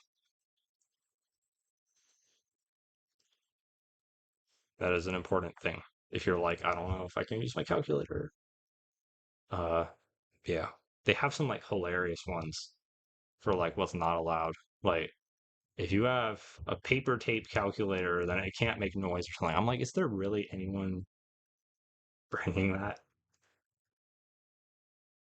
Do you think the question is going to be the same? Probably not exactly the same. Again, these problems, they're not going to be exactly on your test, but that it's about getting used to the format of the questions and getting used to the process of solving one more so than it is learning specific things. Like learning how to solve a kind of puzzly question like this is very important. Even if you don't get this exact kind of question, or even if you don't use the same formulas, it's still good to know because you won't have this kind of problem on a regular math test.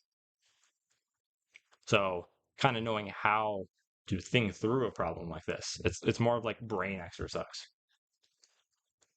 Okay, so how do we find the length of this side? Well, with triangles, kind of the idea here is because look, it's three different triangles. I know it's a big rectangle, but it's three different triangles. Now I see that this side here is 15, and this side here is 13. So we have two sides, and we ask ourselves, can we find the third side based on this information? Well, we do have a cool formula called the Pythagorean theorem. That's the first thing that comes to mind. The Pythagorean theorem is a squared plus b squared equals c squared.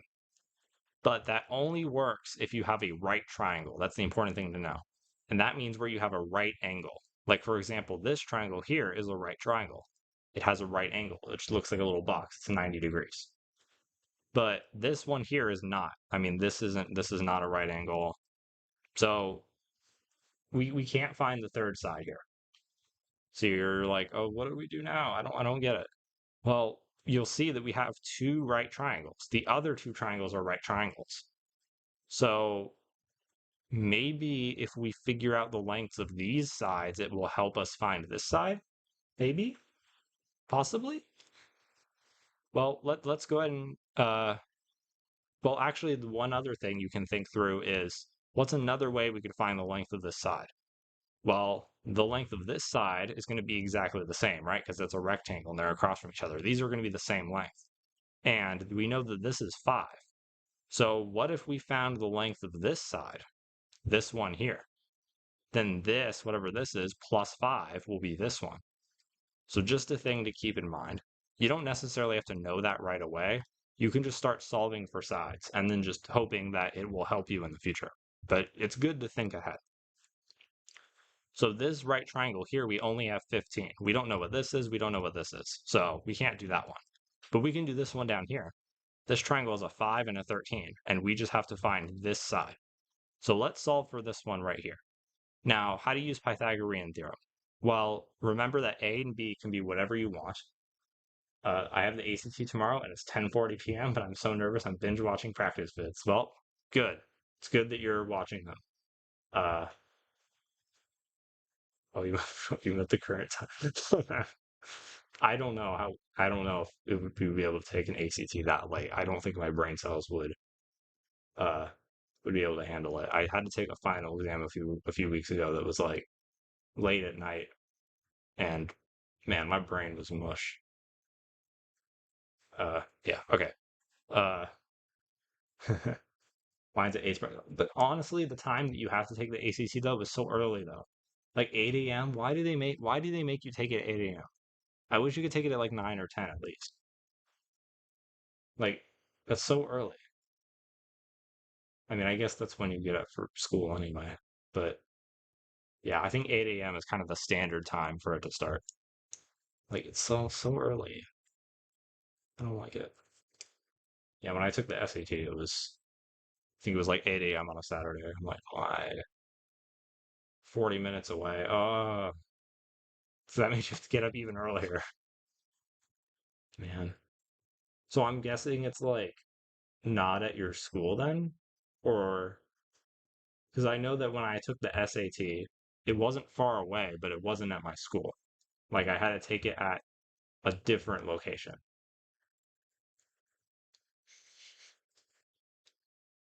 Uh, okay. So remember, A and B can be whatever you want. A and B are the two sides, but C has to be the hypotenuse. The hypotenuse, I wonder if we're taking it the same way. Watch just everyone in the chat just meet each other. What are there, 24 people watching? Yeah, all 24 of you just pull up in the same building. Like, bro, did you watch that number nerd live stream? He's so annoying. Oh, yeah, the virtual. There's a virtual ACT, or do you mean like just the digital one? Because I know the digital is like becoming more common. Okay. So anyway, problem. C is the hypotenuse, right? The hypotenuse is the uh, diagonal side, the best answer choice to use when you have to guess. There isn't really a best letter. I heard there was a video I did see where they said to guess E. So I hope that helps you not get it because there is no E. There used to be an E. They actually just got rid of it recently for the math section. There's only A through D. So I would, the problem is if you think of a letter that you're going to guess every time, then the problem with that is you don't think through what the most logical answer is. It's going to be a question by question basis. So if you have to guess, like I would go through as much as you can before guessing. I'm not like a guessing fan, but if you have to guess, take like 10 seconds to be like, what is the most reasonable answer? Like, for example, the statue problem we were doing earlier, where it was a 9 foot statue and a 9 foot shadow. That's probably not going to be the right answer. So you don't guess A, right? If there is a choice that you are like, I don't think it's going to be that, that just does not seem right, then don't pick it. And I think that's why B and C are popular. It's just because they usually go from like biggest to smallest. So the more wacky, ridiculous answers are going to be A or D usually. So, but not necessarily. It's not like B and C are actually going to be more common. I would think. Right? Yeah. They're gonna trick you into thinking that it's going to be C because they're evil. Yeah, exactly. How dare they write these math problems and trick us? So I'm not going to give you an exact letter that you should pick because I don't think that's how you should guess. I think take it each question and just think of what's most logical. But again, there's multiple things you should go through. It's actually F. Yes. guess F. I mean, I guess technically the other problems it's like F, G, H, and J or whatever. Nah, you're not cooked. You are not cooked tomorrow. You will cook. That is what will be cooked tomorrow is the test when you cook it, metaphorically. An equal amount of 80. Yeah, that's why you shouldn't pick a certain letter because it's going to be an equal amount, pretty much. So, yeah, if you go in with a certain letter in mind, it's going to encourage you to guess. And that's not what I want you to do. Like, first, can you do the problem the correct way? If you can't, is there some other way that you're not thinking of that you can solve it? If there's not, then are there any obvious answers you can eliminate? If there's not that, maybe you need to skip the problem and go back to it. If after all that you don't have it, then maybe yes.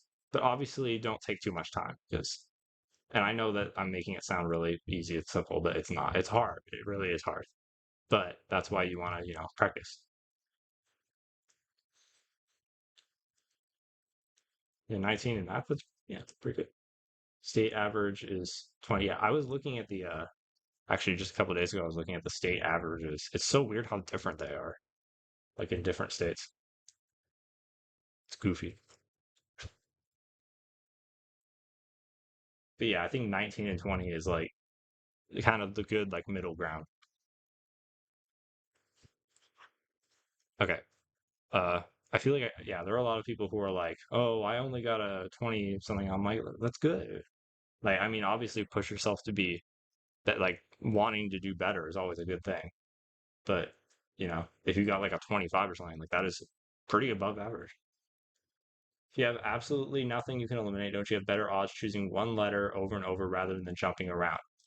I think I know what you're talking. I don't know if you've watched a video. There's some other YouTuber I watched a video of where he said that you don't have better odds, but you do have safer odds. And I think that's what the video was trying to say. Is like, let's say you knew, like, let me give you an example. Obviously, it's not like there are guaranteed to be this many letters, but let's say in our hypothetical scenario that there are guaranteed to be 20, there are guaranteed to be 11 A's, 11 B's, 11 C's, and 11 D's. If you guess B all the way down, you're guaranteed to get 11 correct. But if you go all over the place, then you could have two correct. You could have 20 correct. It's a lot riskier. It's not better odds, but it's less risky. But yeah, I don't talk about guessing strategies too much because I don't think that they're that helpful. I think you want to, first and foremost, get used to actually solving problems. I think it's too easy to just try to slip into a guessing strategy thinking there's like some hack, but there's really not. But it is good to know those kinds of things because you never know. It could be a probability problem. I know we're kind of getting off track with the problem, but I mean, I like chatting about because it's good to know just basic strategies going into the test. I got a 28 though, so please don't trust me. I trust you. 28 is really good. I trust you 100%. Good enough for what though? Yeah, I don't know. I don't know what scores colleges take. It totally depends on the college. Genuinely, how do people get high 30s for math? A lot of practice. Um, a good SAT score isn't like 1,000 the average for the SAT. I think it's like around 1,000, maybe a little higher. Um, yeah, I got a 29. It was so close to 20. Or you mean 30? Yeah, that's really good. Yeah, it depends on the college. Because I know some colleges they just don't care about SAT scores and stuff at all. But yeah, it totally depends.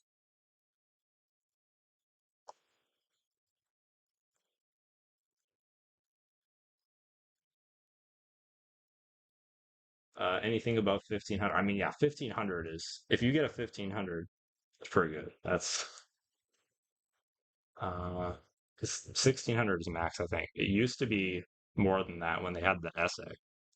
I didn't have to do the essay for the SAT because that's what I took. It's pretty similar to the ACT, honestly. When I looked at the ACT problems, I'm like, this is just the SAT. It's a little different. I almost feel like the ACT math is a little bit harder than the SAT. It's like a lot weirder. The SAT is a little bit more normal, if you want to think of it like that, on the normal to weird scale. ACT is a little bit more weird math, but yeah, very similar skills. Yeah, good luck everybody on the ACT tomorrow. Yeah, um just go into it like honestly, the less you worry about your score, the better you'll do. And I know that's kind of hard to put into practice because obviously you want to care about your score a lot. SAT is pretty much the ACT with the worst sections. I guess that's subject. Yeah, on the SAT, math is half of your score. On the ACT, it's a third of your score. If you don't take the science section, if you take the science section, I believe then it's just a fourth of your score. So math has less weight on the ACT than on the SAT. When do they usually give out your score if you're doing the base ACT? Is it instant or do I have to wait a month? Yeah, you usually have to wait. I don't know why. It seems like they would instantly be able to tell you your score, but they just want to be rude and make you wait. All right, let's finish off this problem and then we can chat some more. I'll still be looking at the chat. It doesn't count anymore? Oh, well, that stinks. All the science lovers in the chat are gonna be upset about that. Though I've heard that you don't really need to know about science. Like it's more of just like a reading quiz. Like you just have to know how to interpret scientific stuff.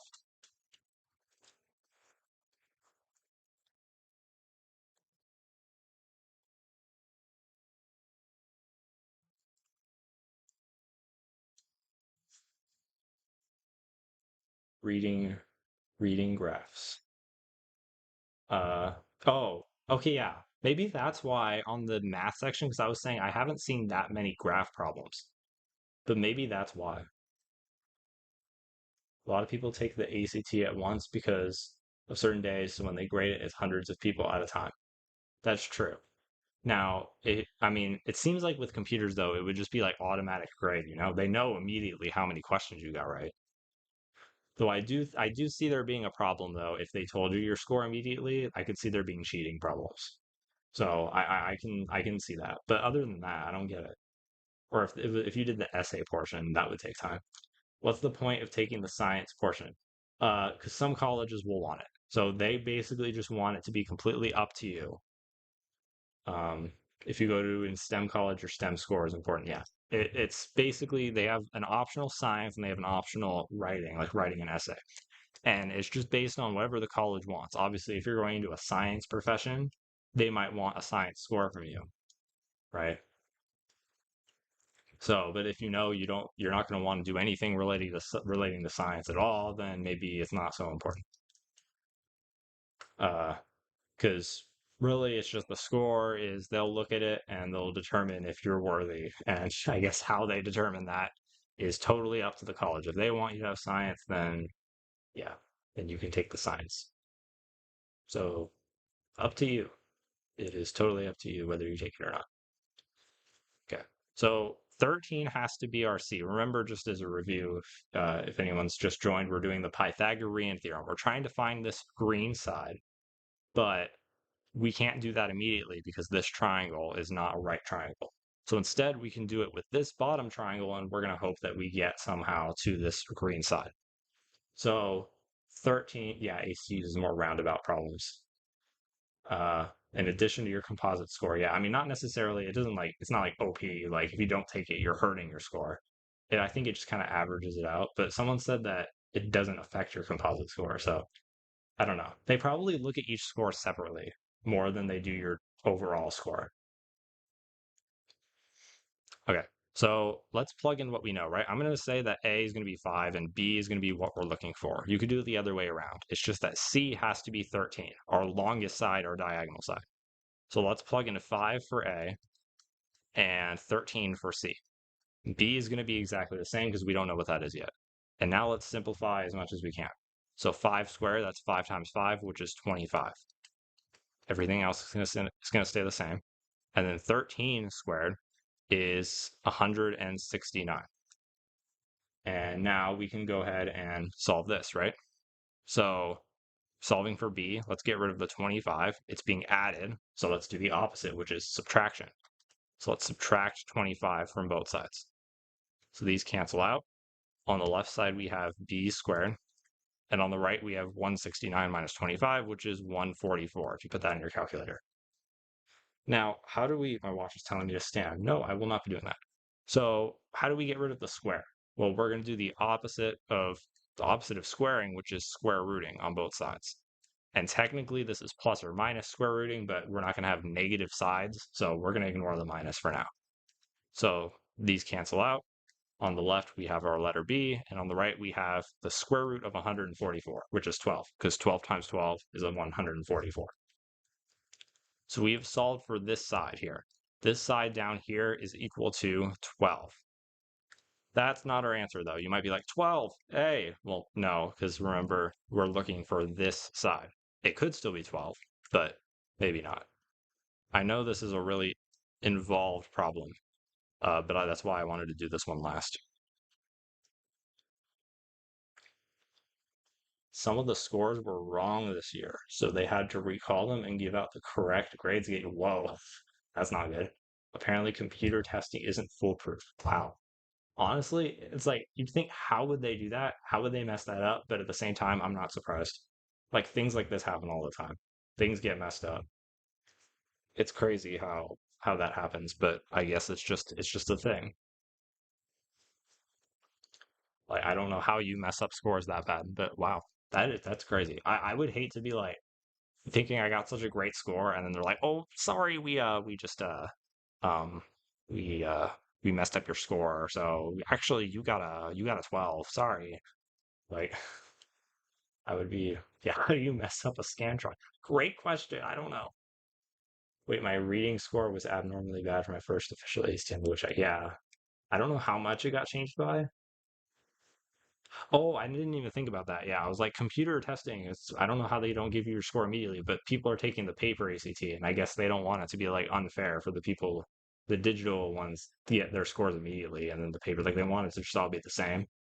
Because they probably also use, I don't know if they also use like how hard the problems were or how many people got them right. I don't know if that's included in the calculation. Yeah, I don't think it is actually, but they only let it go up or stay the same. Oh, well, that's good. Yeah, so that's good that it was wrong the other direction, the good direction. Okay, so remember I said we could not solve this top triangle because we only have one side. Well, we actually have another side now, this one, because it's 12. If this bottom one is 12, this top one is the same length, right? Because it's a rectangle. So this one also needs to be 12. And now slowly but surely, we're getting to this side right here. So remember I said if we find out what this side is, that's really going to help us because that plus 5 is this side. So let's just solve this one. I'm going to say A is 12, B is what we're looking for, and C has to be 15 because C is our hypotenuse, our diagonal side. So A for 12, 12 squared, plus B squared, because we don't know what B is yet, and C is 15. So 15 squared, right? So 12 squared, that's 12 times 12, which is 144, plus B squared, that is whatever B is. And then 15 squared is 15 times 15, which is 225. And now let's just solve for B the same way. Subtract 144. This is the same as last time, so I'll go a little bit faster, but you know, definitely know how to like solve for a letter. That's a very important thing to know. So these cancel out. B squared on the left. On the right, we have 225 minus 144. What is that? 225 minus 144 is 81. And you know we did good when that is a perfect square, because 81 is 9 times 9. So let's square root both sides to get 9 for our square root. And square root and squared cancel. Good luck, everyone, taking the ACT tomorrow morning. If it's late, you should sleep now and get plenty of hours of sleep to your brain. Yep, that's a good idea. We're actually wrapping up pretty soon. So if you're taking the test from tomorrow, you can get some sleep. I'm going to chat a little bit more if you guys want about the ACT, because I'd like to, yeah. Okay. So b equals 9, right? So that is this side right here. Okay, so our final part right here is this side. Remember, that is our ultimate goal. What is AD? Well, it's the same length as this, which is 9 and 5. 9 plus 5 is 14. So answer C. That took a lot longer than I thought it was going to. I'm sorry, but I was like, I need to make this the last problem because it's probably going to take the longest. Manifesting 36. Yes, manifest that 36. I mean, yeah, it's good to have a goal for yourself. There was some guy that so basically, so what I'm taking at some point is it's called like the CPA exam, or it doesn't matter what it is, but basically you have to get at least a 75 to pass.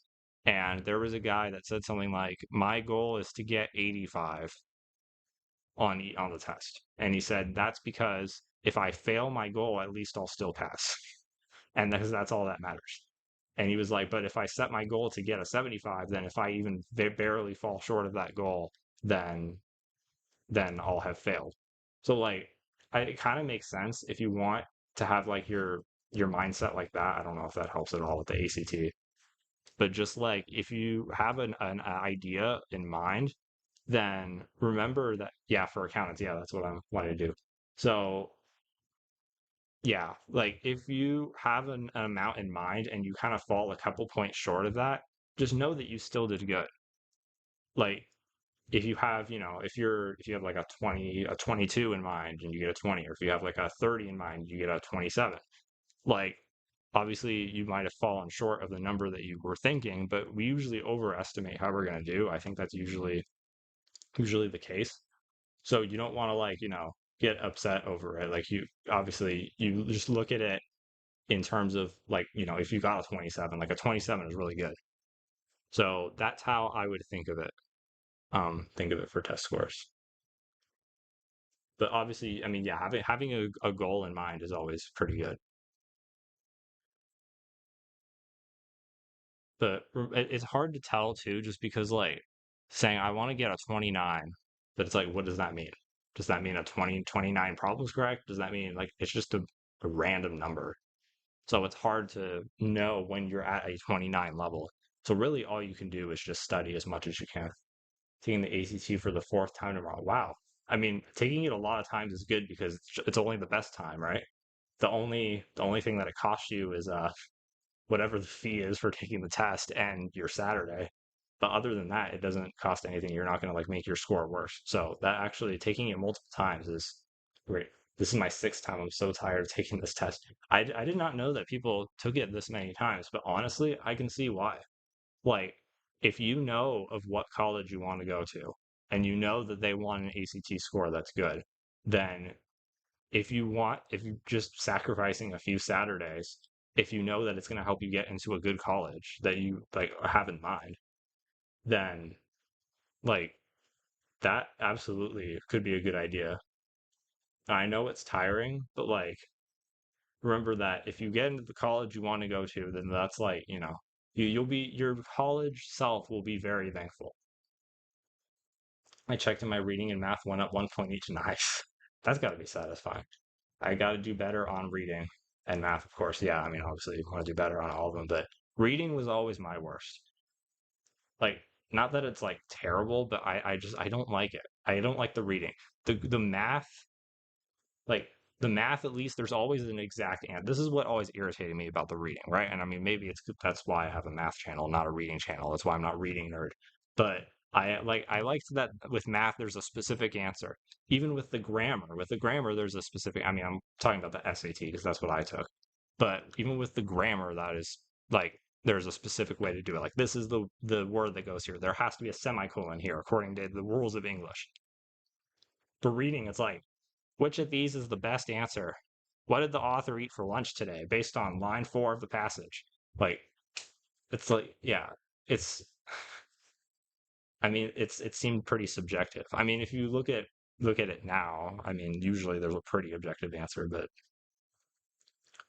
I didn't like how subjective it was, even if it isn't really that subjective. I've never really liked best answer questions. They've always irritated me. Thing is, I normally get a 27 to 28 on reading lately. I mean, that's really good. I mean, is that your best, or is that like do you usually do better on the reading or the math? Like I've always been more on the math. Like that's why I have a math channel, but I've always done a lot better on the math than the reading. The reading, I've just like I don't know what it is about the reading. Like I don't like reading. Reading is dumb. Struggling with using logic to figure out the math and trying to get better at. Yeah, it's not like it's easy to say, oh, just think of it logically. And I say that all the time. But the reality is, just because I say it all the time doesn't mean it's easy. It's definitely a hard thing, and it's something that you have to practice over time. And obviously, you can't become a master at it just in a couple weeks studying the ACT, but it's something that you can just practice with all kinds of math. I think that's something that's sometimes lost, I think, now in some math lessons. Like I feel like teachers will sometimes just teach formulas and like students won't understand why it works that way. I haven't studied at all until like yesterday. I found you videos and you cracked me up. Thanks. Uh, my top ones are reading and English. Yeah, I've never been as good at those. I mean, I've been better at like the grammar and the English part than the reading. The reading has always been my worst, and then the math my best, and then grammar's like kind of in between. Even the grammar, just using that kind of like logic. I feel like I've never really like been a fan of memorizing rules and things. Uh, it's an amazing science score. Yeah, 35. Whoa, 35 science. That's crazy. Wow. But they removed it from the composite score. That stinks. They should include it. They should. If you took it, include it. Science doesn't affect. Yeah, I mean, I understand why, because you want to be able to compare two people's scores. Like if you're trying to choose who to admit to a college, you've got one person who took the science and one person who didn't. You want to be able to compare their scores. So I understand, but it's still frustrating. Like on the SAT, I don't know if the SAT essay still exists. It might not be a thing anymore, but I feel like it was optional for a while, and it probably didn't count towards your score just because, why would it? Good luck tomorrow. Yep, good luck. I might just wrap up the stream here, but yeah, I didn't expect it to go for 2 hours. I've been enjoying chatting with you guys about the ACT, and I hope you guys are feeling a little more ready now. Uh, Obviously, we haven't gone over everything. This was just 10 problems. There will be 45 on the test, but I just wanted to get you used to what they look like, what thought process to have, just kind of get your brains warmed up. And, you know, like for example, if you're going to bed right now, I mean, I hear sleeping helps you with uh, comprehension. So hopefully the math seeps into your brain overnight and you have dreams of getting a 36 on the math section. Time to go review circles. Yeah, that's good. Also, if you want to extra try hard, I've noticed there are a couple questions about the equation of a circle. I feel like they don't teach you like I don't think I learned that until like pre-calc.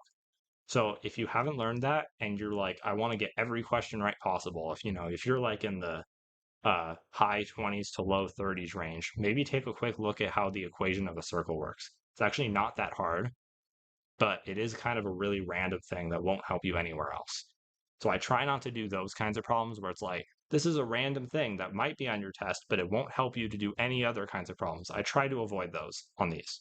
But if you're at that level and you want to look into that, I would suggest it. Equation of a circle.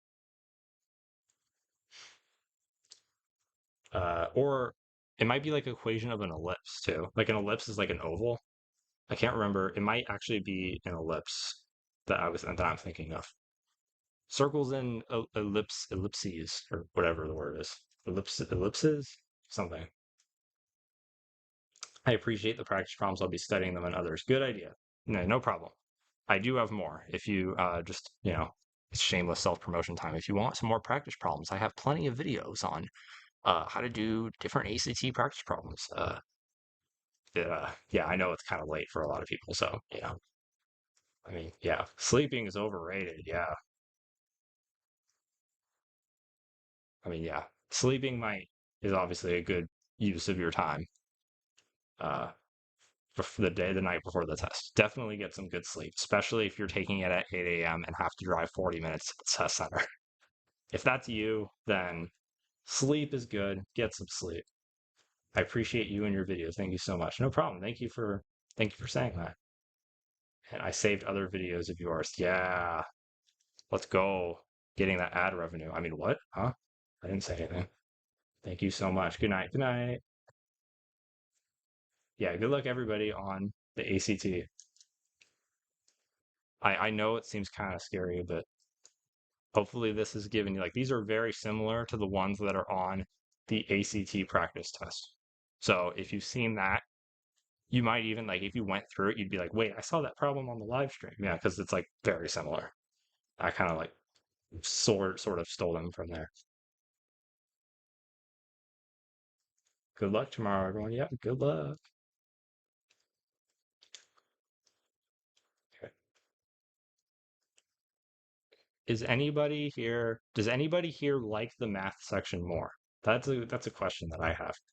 I've I mean, I would guess that like if you're studying the math section deeply, you might enjoy reading and English more, and so you're trying to study your weak point. But is there anyone here who's like, I'm a lot better at math. I'm more of a math fan, like me?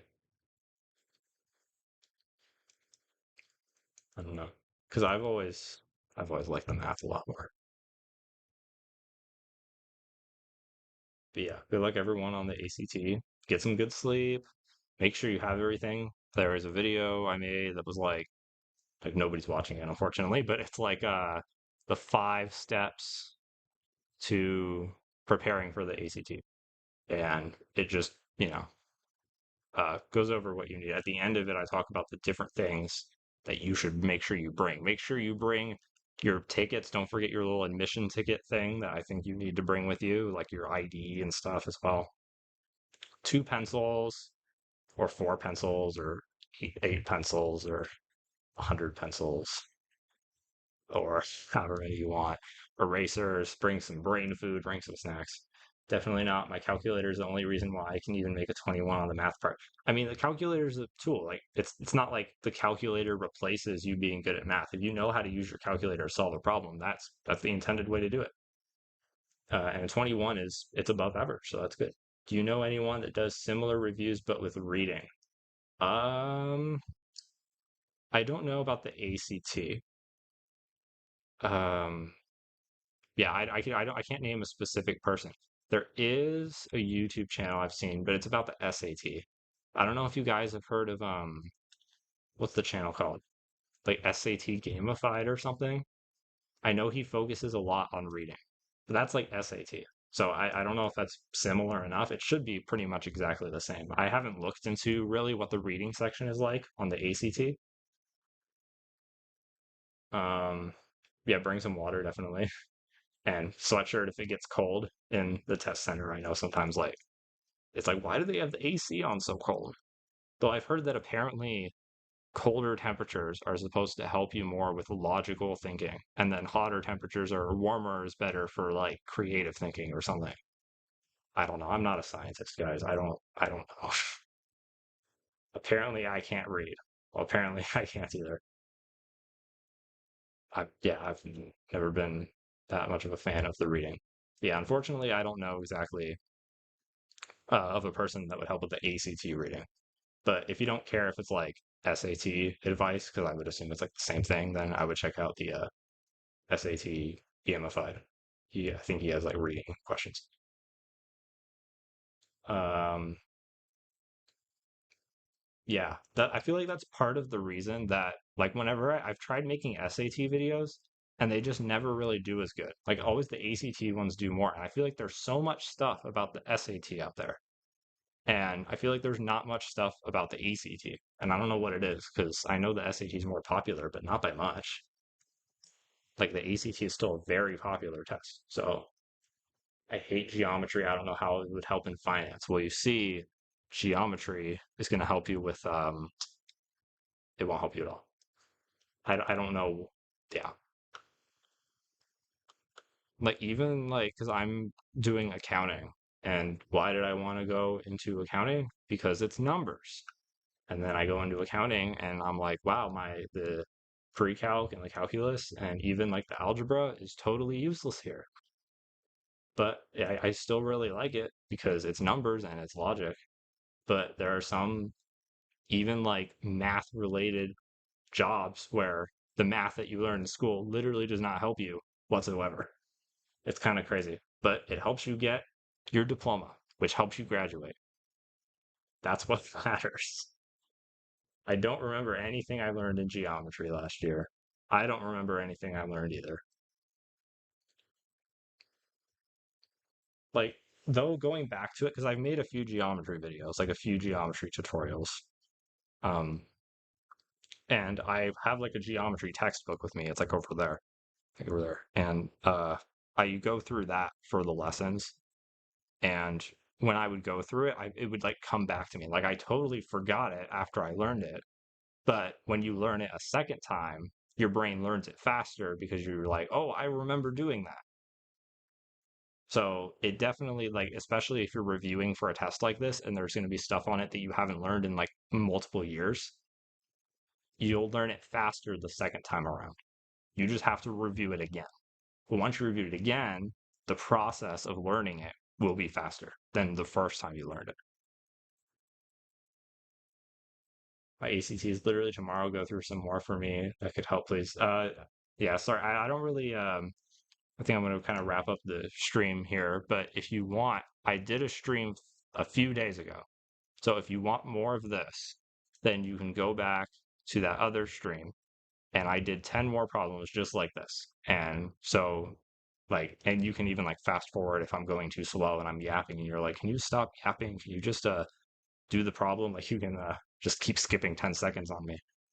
So I would recommend that if you want to study some more. And I would definitely recommend it. I mean, obviously, you guys should get some sleep too, but like if you're on the West Coast, it's only like 8.